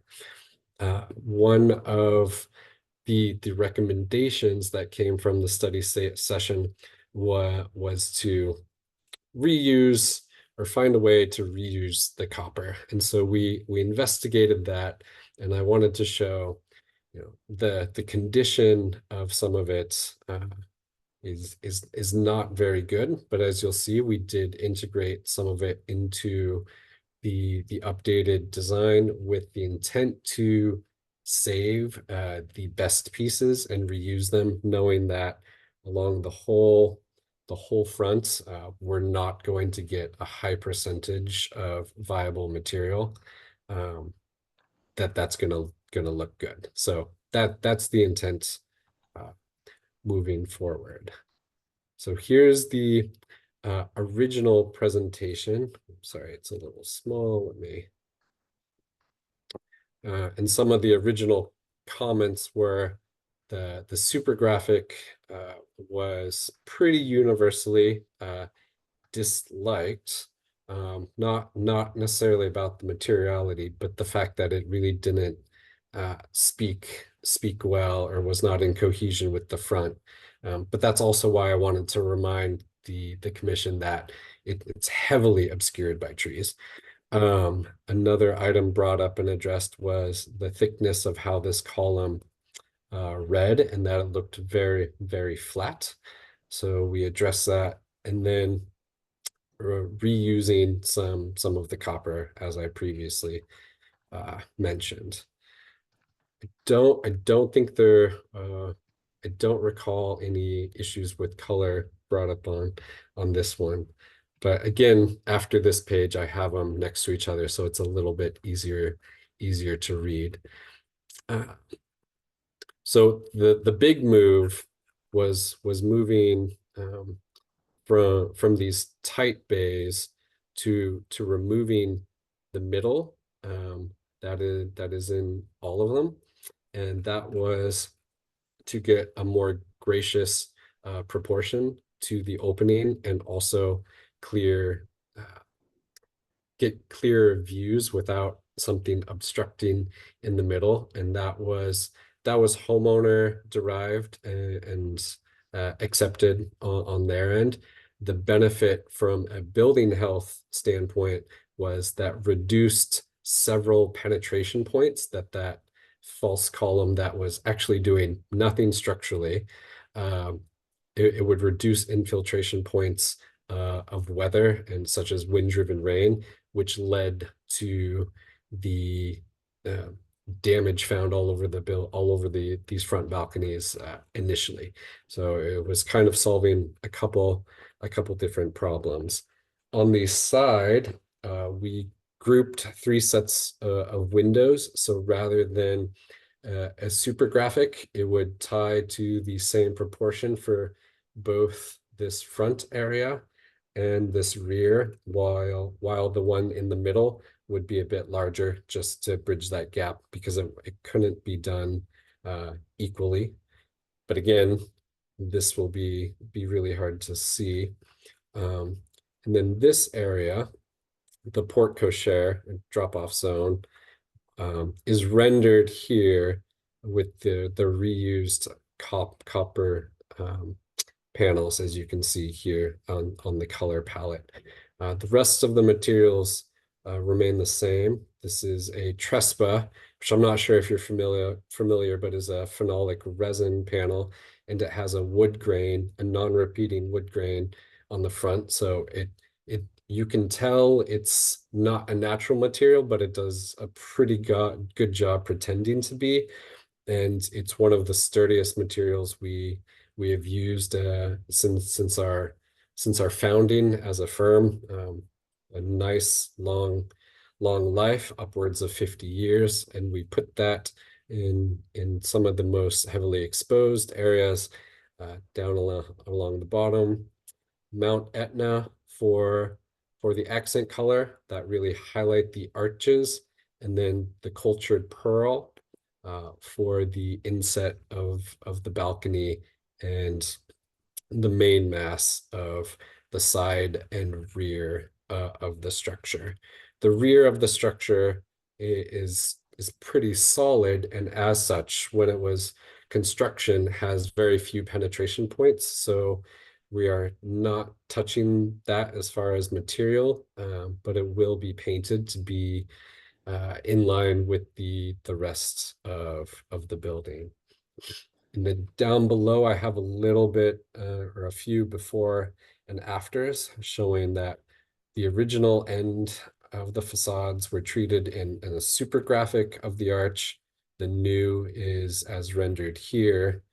The original entry canopy was wrapped in Trespa, but we decided to, the owners decided to listen to the recommendation of the design commission and actually recycle some of the best pieces of copper we can find into that area. And then it's a little harder to see on this small scale, but we added significant depth to that column treatment, so it'll wrap a full extra foot in. And whereas before it was terminated on this Trespa line, it breaches past it, so it looks like these walls are buried into a proper column, at least visually. And so you can see that in this improved facade.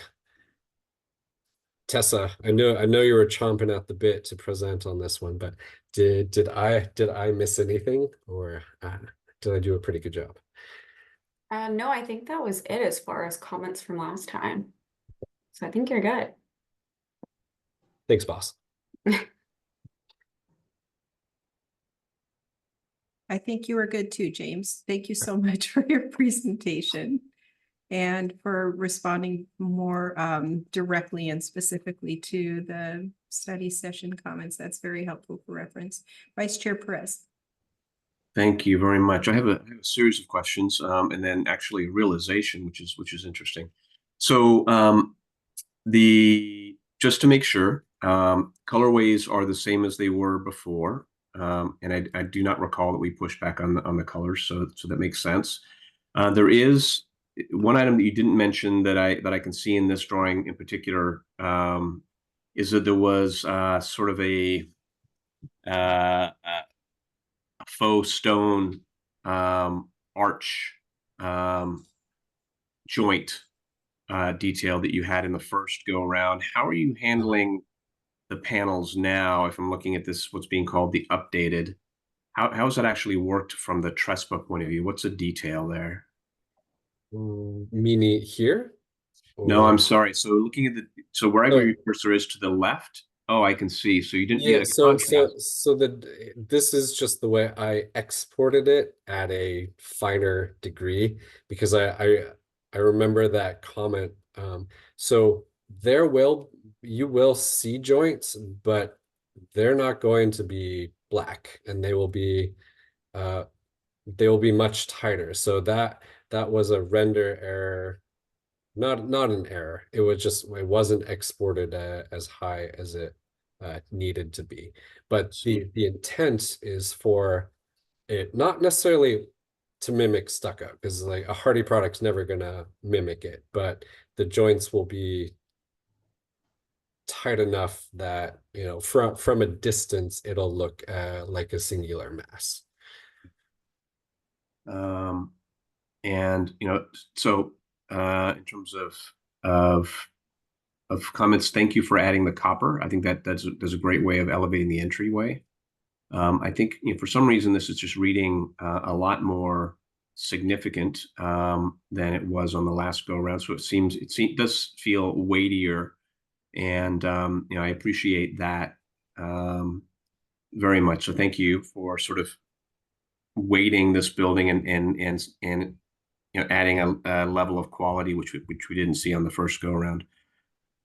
Here is a high concern that I'm going to state, and I think it has to do with the unfortunate aspect that we're not in the same building and not in the same room, because as we typically go through these material studies and detailing studies, not studies, but when we're looking at approving projects and go through the earlier study session, we typically see materials. What I'm hearing, and I'm realizing for the very first time, is that the Trespa, the warm tone here, is actually a wood grain and not a monochromatic material. So it's a horizontal wood grain. Yes. That you're wrapping on the front face. Yes. And you're bringing that horizontal wood grain all the way down to the grade on the northern end of the facade, if you pull out a little bit. So that's striking the grain. Oh, actually, I guess on both the south end. Yeah, that's down at grade level, correct? Correct. Yeah, I mean, it won't, it'll be held off the hard surface, of course, with a flashing detail, but the intent is to have it run along the base. Okay. Yeah, I for one did not realize that, and I'll just state right off the top that I think that the dealing with a monochromatic element or something that plays in the realm of steel and sort of a quality material on that instance, in particular, coming all the way down to the grade, I think is very different than an obvious decorative panel with horizontal graining that comes. That isn't scaled like wood and is not treated like wood. That creates a difficulty for me. So I'm going to go ahead and leave it at that and listen for other points coming in from the other commission members. Thank you, Vice Chair. Any other comments, questions? I would agree with your comments, Anthony. I think that east elevation, large wood panel on grade just reads like it's out of place.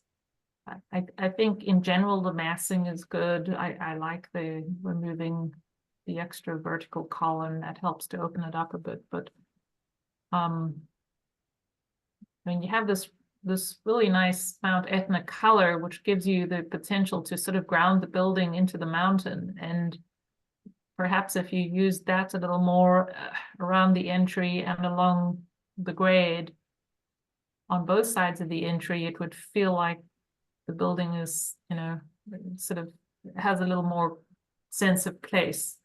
I don't know if I'm explaining myself correctly, James, but just, you know, everything up to that first wood band that runs the entire length of the east elevation. Basically, everything that's on grade needs, I think it would read a little better if it had some weight and it wasn't a wood tone. Mhm. Yeah, that's a pretty easy fix, but in general, I think it's a nice step up from what Monaco has been for many, many years. And I agree that it's great to save a little bit of the copper if possible, if it's feasible. But yeah, in general, I like the palette. I think it works well for this building. I'm curious, I'm in agreement with comments. I'm curious if the columns there go down to grade. And because the language of that Trespa is kind of floating between the columns, so it feels a little lighter. But then in the bottom section, it's covering up the finish of the columns and floating in front, which has it makes it feel a little paper thin. So I was wondering, just from a tectonic perspective, can the columns go all the way down to the grade? Or is it built like this currently?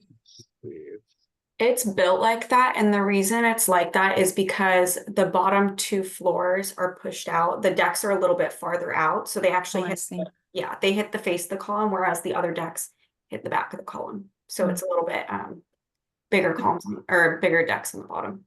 They're currently with the finish that reads as the columns, and I'm wondering if bringing that finish down to the base as opposed to the Trespa would just kind of frame that out and give a little more weight to the base there.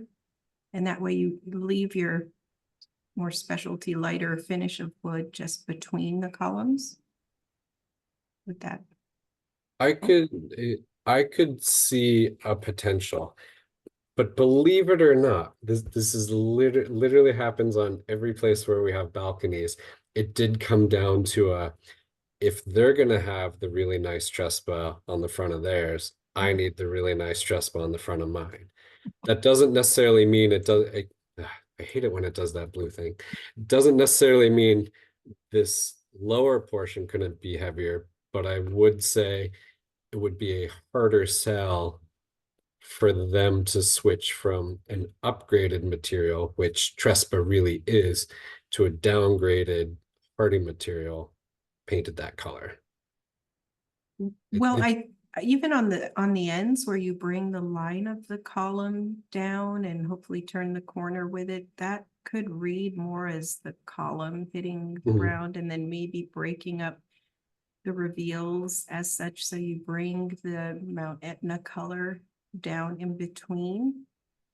In this area. Correct. And on the corners, on the ends, and then maybe, yeah, and then ideally if the base, like you're saying, where it breaks horizontally, can also be that Mount Etna color, and so that way you're mimicking the reveals above and the column lines between.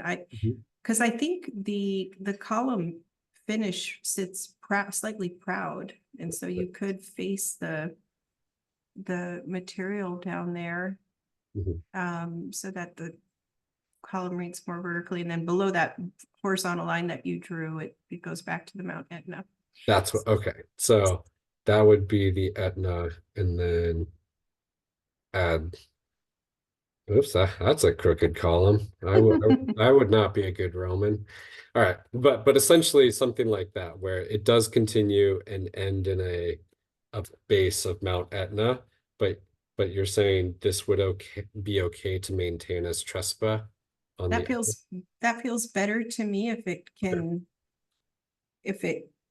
be minimized and broken up more similarly to what's above. It feels a little more democratic. Also, you're not giving them more specialty finish than the others. It could go either way, right? Your comments, but I don't know, what do my fellow commissioners think of? I used to drive by that building for a couple of years then, and honestly, what you notice mostly is on the other side where those garages are that are currently still a light color.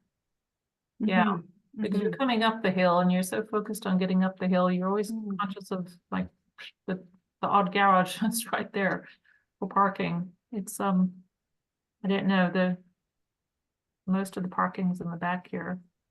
But it's the other thing that is catching my eye is why is the faux wood finish carrying over one band in front of the over the entry? What's the idea to not keep it all white there? Do you have the 3 bands above? So that was using it as a grounding line because the building lands on several different topographies. We did want to have it runs across the top, you know, with the Etna color. So having a similar line, it's basically a top bottom scheme where the middle is highlighted, and then you have this band that runs across, but is interrupted by the copper, with the reused copper. So again, because you do see it in this long perspective, and it kind of mimics a little bit what's already there. Like they have the copper that runs all the way across. And the homeowners really liked the idea of having a unifying element. Is where that came from. I think it probably worked better on the original design than this one, but I get where you're coming from. And you don't want too many different materials, so that sort of makes sense. I get it. Thank you. Yeah, that's also going back like in kind. They do have the same wall there. It goes all the way across.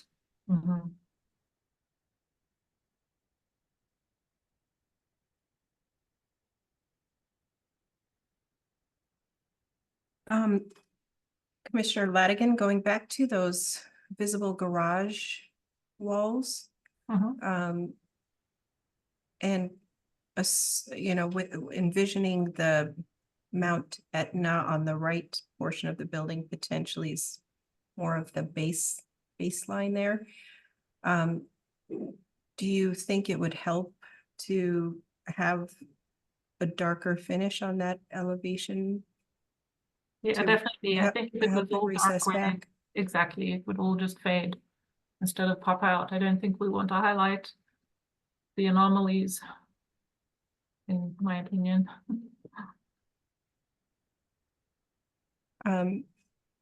James and Tessa, was that something under consideration, or I don't know how it would turn the corner if it would, but it currently reads as the field color, correct?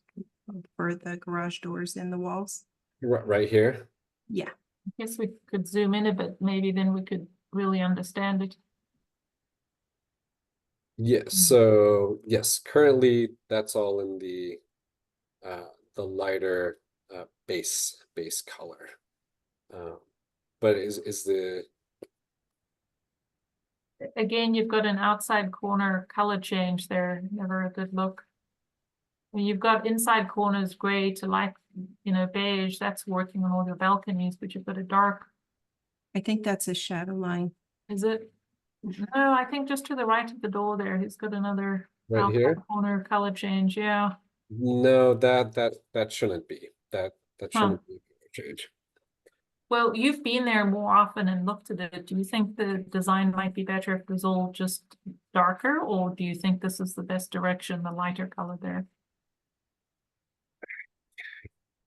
Tough call.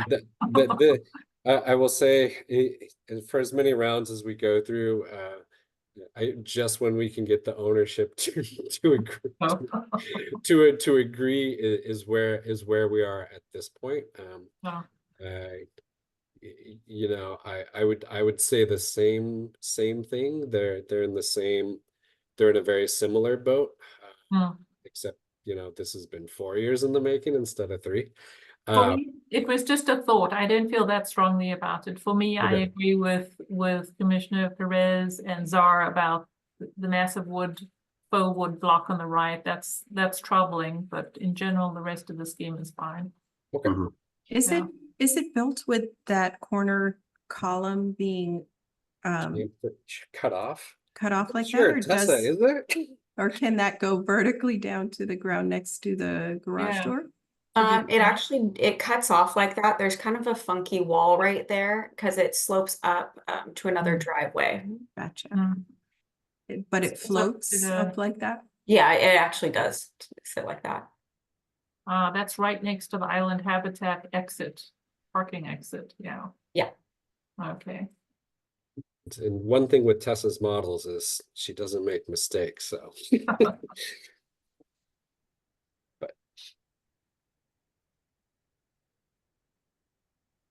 And the parapet height has not changed or anything. It's just a refacing. Okay.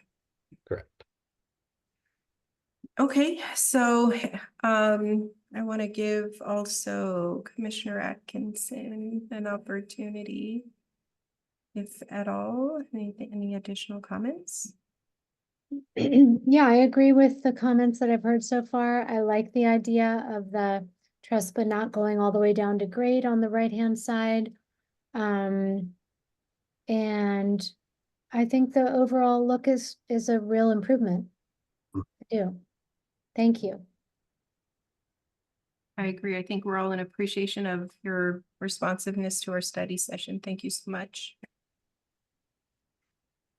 Unless there are any further comments, commissioners, is there a motion to adopt the staff findings and conclusions contained within the staff report and approve the proposed development subject to the recommended conditions of approval also contained within the staff report?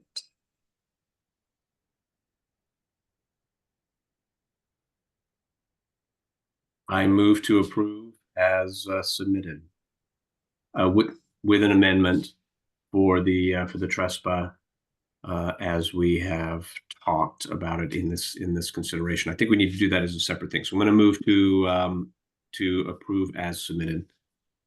Thank you, with an Vice amendment. Chair. Thank you. Is there a second? I second. Thank you, Commissioner Atkinson. And we have an opportunity to condition the approval. If you want to speak to that again, Vice Chair, if I'm understanding my procedural logic here. I move to adjust the submittal to again referring to the particular code section where we have quality materials. I'm sorry, I don't have that right in front of me, but I believe it's 1911-110B. And the having a wood panel come and contact the grade is not an example of a quality material. Therefore, we are looking for a more durable and quality-based indication of building to earth. I think it's probably a much cleaner way of saying that. I look to my fellow commissioners to help me polish that up. I will interrupt you one quick thing. This is actually the most hardy and best material. Just so you know, Understood. I'm talking. So I just wanted to reflect that in the record that this is the most expensive and best material you can buy. Understood. Just so there's a quality thing in there. So maybe a different phrasing. That said, we'll totally forego it at the ground. That's fine. I just wanted to make that clear. Yeah, I mean, basically, yeah, I'm sure there's nothing in the code on this, but classical building, a classical building that is landing on the ground with a wood panel, it doesn't quite jibe. So again, I think just the intention of having a sense of weight as the building lands on the ground. So maybe I can try to do this one more time. I amend that the submittal provide a more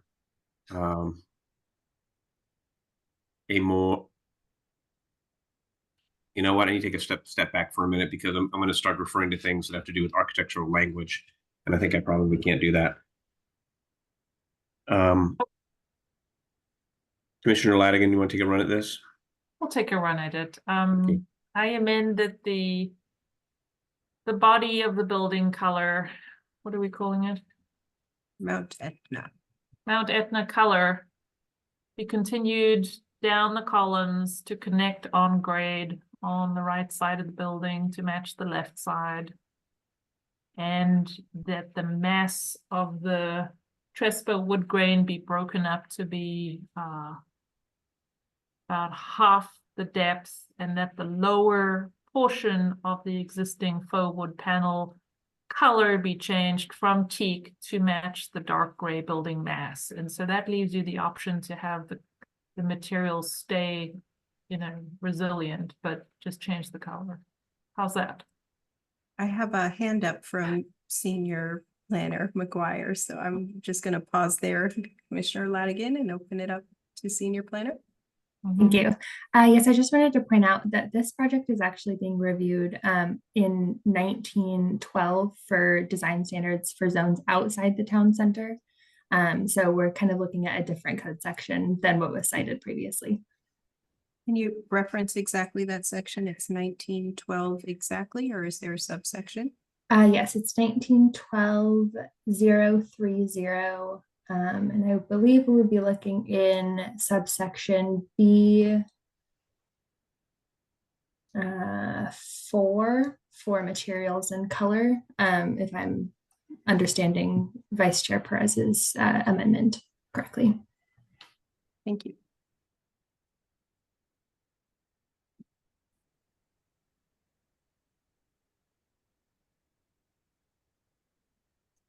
Yeah, thank you very much. So it is, I could say that we're in section 1912-030, building design and visual interest.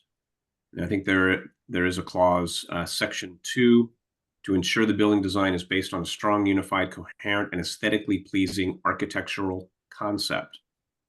So I think that that will very much give us the language to be able to talk about aesthetically pleasing. I think that there is something to be said for how buildings land on the ground, and that is both, there's a certain amount of familiarity. So I think that's the aesthetically pleasing architectural concept that we are asking to be modified, removing the Trespa durable material from contact with the grade in mass, and identifying that material more as a balcony type material, facade material, and allowing the mass of the building to land on the ground,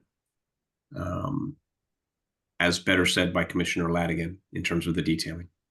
Thank you, Vice Chair. I'm going to pause and give the floor to Planning Manager Harriman, who has his hand up.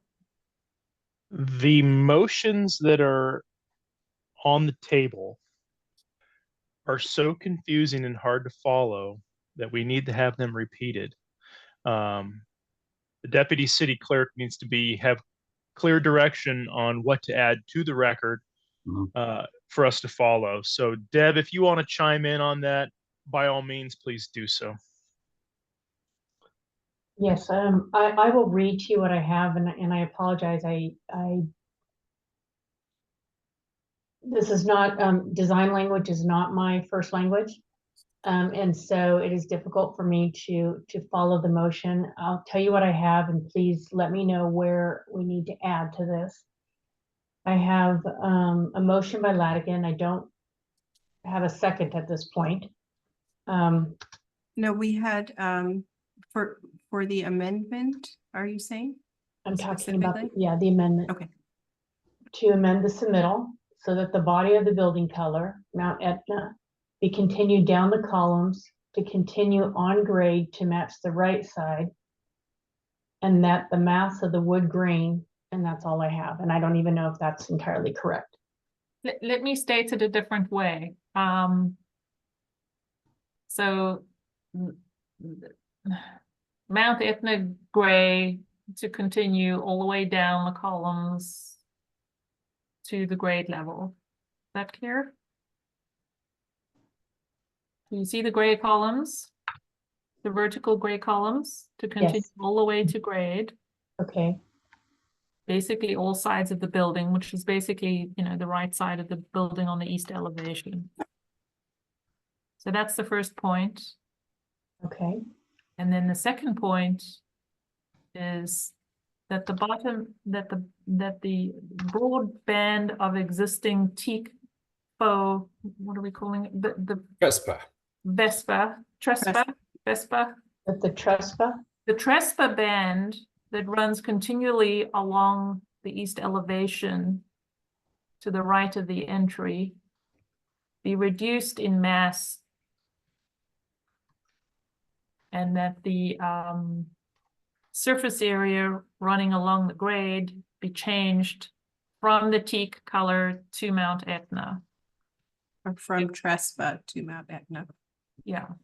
Well, I don't really care if they change the material or not, as long as the color changes. If they want to maintain the functionality of the higher performing material, I think that's fine, but at least change the color. But you're going to have to break up the mass somehow, because if it reads as one plane, it's still not going to look great. So that's so all. if I can reread this and then make Yeah. sure that we have captured this correctly. Sure. Amend the submittal so that the body of the building color, which is currently Mount Etna, be continued down the columns to the grade level on all sides of the building. That's point one. Okay. And that the Trespa bend that runs continually along the east elevation be reduced in mass, and the surface area running along the grade from the teak color be changed to Mount Etna. I would just reference Trespa, not teak, because I don't think you picked. There's no teak referenced. Oh, I saw that That the on. Trespa Let's along the try and grade. find it. Yeah, there's got to be a better way of the second point. Just reduce the Trespa mass by at least 50%, such that the bottom half of that mass be Mount Etna to match the rest of the building.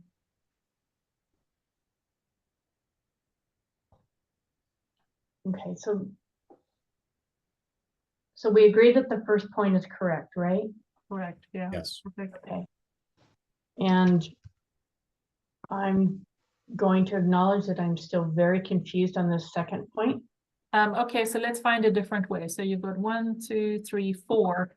Let's say create a fifth band of I just need the wording. I don't need to look at the picture. I just need the words in the motion so that staff can follow that direction. Because I don't work with the maps or any of the layouts. or So anything can like I, that. can I take a pass? Please. I think most importantly, the designers on the call understand our design intent as well. And what if we were to just say that this portion of the building, we're looking for like the first part, the columns to come down, but also that the base band where it meets the grade be Mount Etna. And we trust in your proportionality of where that transition occurs. Would that make sense, James? That works. And Deb, you could have it in the record. I am fluent in architecture, for better or worse. So yes, I do understand. And I'm fluent in city clerk, so. Okay, so just one more time, bear with me, please. Amend the submittal so that the body of the building color, which is Mount Etna, be continued down the columns to the grade level on all sides of the building, and that the base band where it meets the grade be Mount Etna. Perfect. Correct. Okay, Does that Wonderful. work for you, Commissioner Ladigan? Perfect. so we just need a second to that motion then. A second. Thank you, Commissioner Atkinson. So Deputy City Clerk, please conduct a roll call vote. Okay, Commissioner Atkinson, Approved. And just to clarify, we're first voting on the amendment or? yes, we're voting on the amendment first Thank and you. then the original motion. Baby dinosaur and then big baby and then big dinosaur. Okay, Vice Chair Perez, Approved. Commissioner Ledigan, Approved. and Chair Czar. Approved. Okay. So the amendment is approved 4-0, and then the main motion. which was made by Vice Chair Perez and seconded by Commissioner Atkinson to accept the proposal. Commissioners, or excuse me, Chair Czar, Aye. Commissioner Atkinson, Aye. Vice Chair Perez, Aye. and Commissioner Latigan. Aye. Thank you. Thank you so much, and thank you again for your presentation, James and Tessa. I had it. Oh, that brings us to other business. Welcome, Planning Manager Ryan Harriman. Thank you, Chair Czar. It's been wonderful this evening that we are able to get through all the regular scheduled business and we can move on to other things. At this time, I wanted to send out thanks to Claire McPherson, who is unable to attend this evening, for her years of service from September 4th, 2018 to May 31st, 2024. For the Design Commission, as she is termed out or as she's moving on. Also, we have our Vice Chair, Mr. Perez, from June 1st, 2016 to May 31st, 2024. So this is Vice Chair Perez's last meeting with us. And on behalf of the city and the planning and community planning and development department, I wanted to thank you for your service to the Design Commission and to the city. Vice Chair Perez, thank you. We will be getting out certificates shortly. In fact, I have one here in front of me. I just wanted to share my screen just to show that I'm actually not making that up. You can see the certificate right there. Vice Chair.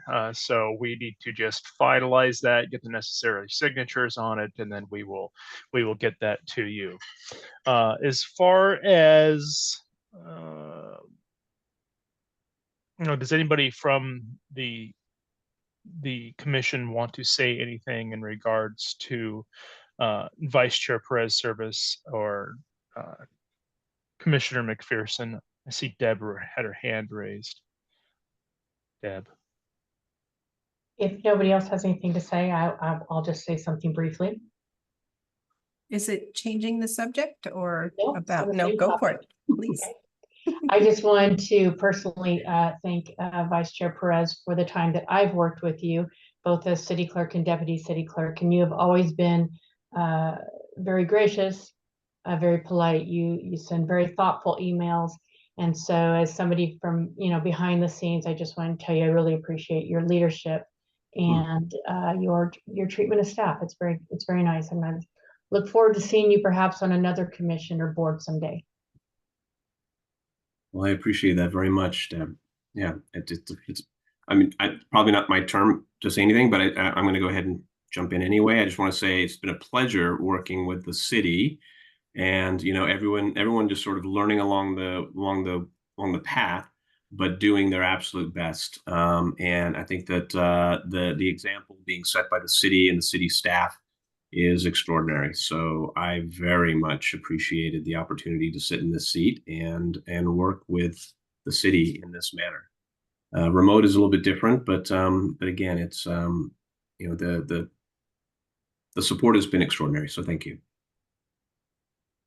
I'll just chime in here real quick that every time I have a question about a topic or something I have no idea what it means architecturally, you're one of the first people I think about calling, just because you provided such great clarification on some of the questions I've had in the past between you and Chair Czar and some of the other commissioners.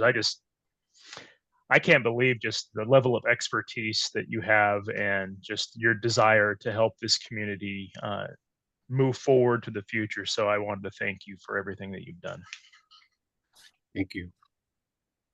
And I will chime in and add that as on this commission, as in life and in our professional work in the past, it's always met with thoughtful grace and intention. And so for that, thank you so much for your contributions all around to our small island here. Appreciate everything that you do and say. Right back at you. So thank you so much, Vice Chair. We'll miss you.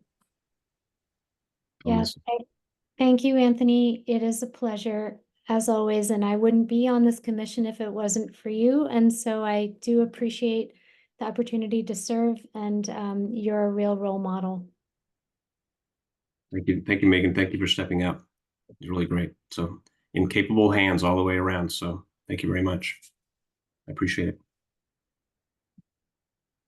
My wife knows that I'll tear up every now and again too. So, but again, I'll miss this also, and it's been a wonderful view into the city and the future and policy in general, and then having the opportunity to work with a extraordinarily capable group. So thank you. Well, we appreciate you very much, Anthony, and look forward to whatever future holds for you. Thank you. Anything else anybody would like to say regarding Vice Chair Perez or Commissioner McPherson? Please feel free. Then I'll jump back into my regularly scheduled show. I will add, having had the pleasure of working with Commissioner McPherson, her insights have always been spot on and resourceful and just very genuine. And I believe she's coming at it from a different angle than a design professional would, and it was always so welcomed and appreciated. So if she is able to get a message, it would be that we are very grateful for her point of view and her insights. So thank you, Commissioner. I'd like to add something too. You know, I always found her just extraordinarily broad in the way that she would approach things. So, you know, a couple of things that stand out for me was, you know, we'd be talking about something. She'd go to Google Maps, pull up a whole bunch of views, and then we'd talk about it in context. And I found that very, very appropriate in order to get the information across quickly, and then to have very specific talking points. So I would encourage, you know, just the approach from a broad point of view. And again, trying to look at things in context, because context is everything.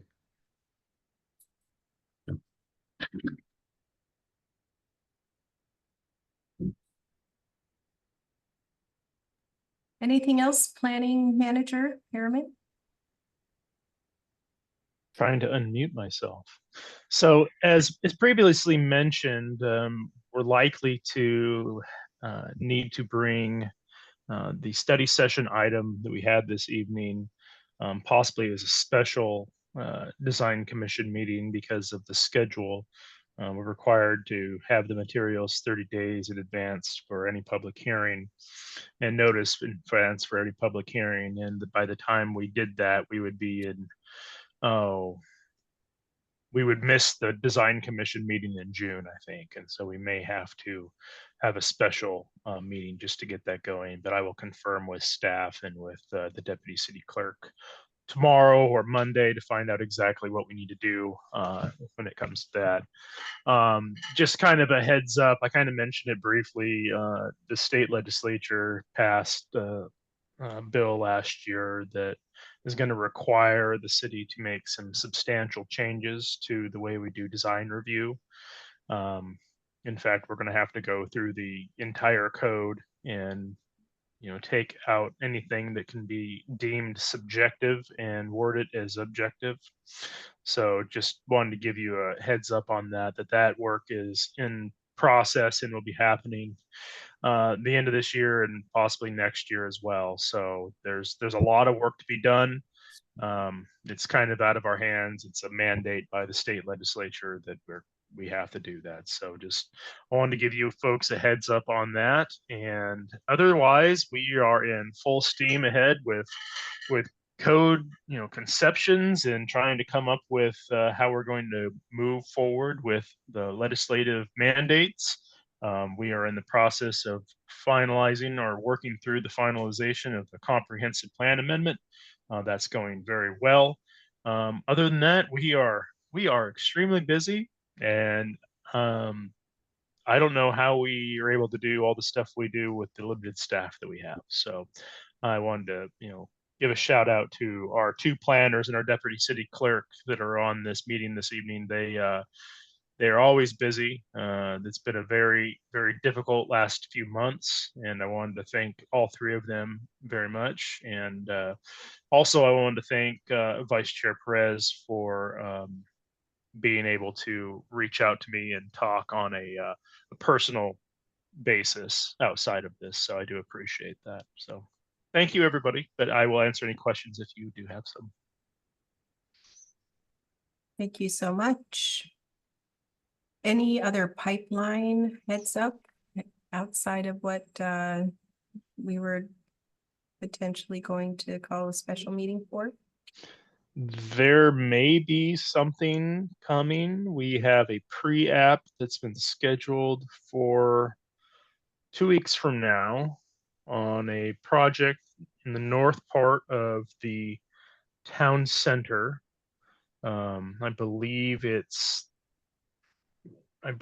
where I think there's a drive-through or a burgers joint there, old gas station. Haps? Yes. The Haps Corner? Yes, the Haps Corner. I wasn't able to recall the name very well right there, but thank you, Chair Star. But yeah, we did receive a pre-application submittal package for that, so we'll be looking at that. Also, we have the Herzl project that has come in for conditional use permitted, which also requires design review of that project. So that's a very large project that is coming forward. We're working on getting that scheduled for their study session, and they can move forward with going and working on the design. So those are two that are off the top of my head. Another one we have is the Xinghua project that is moving in full steam ahead. They almost have all permits in hand and are wanting to go to construction fairly soon. Does that So return back to the commission, or? I No. think we've reviewed that. Yeah. Nope, you folks are done with that one. Okay. That one's past us, so we're Great. getting ready to go to construction phase. Thank you for that update. Absolutely. Other than that, it's just all kinds of fun stuff that we're working through. I know you're busy, and we all of us working in the industry appreciate all the hard work. And thank you. Especially with the legislation. That's not an easy adaptation.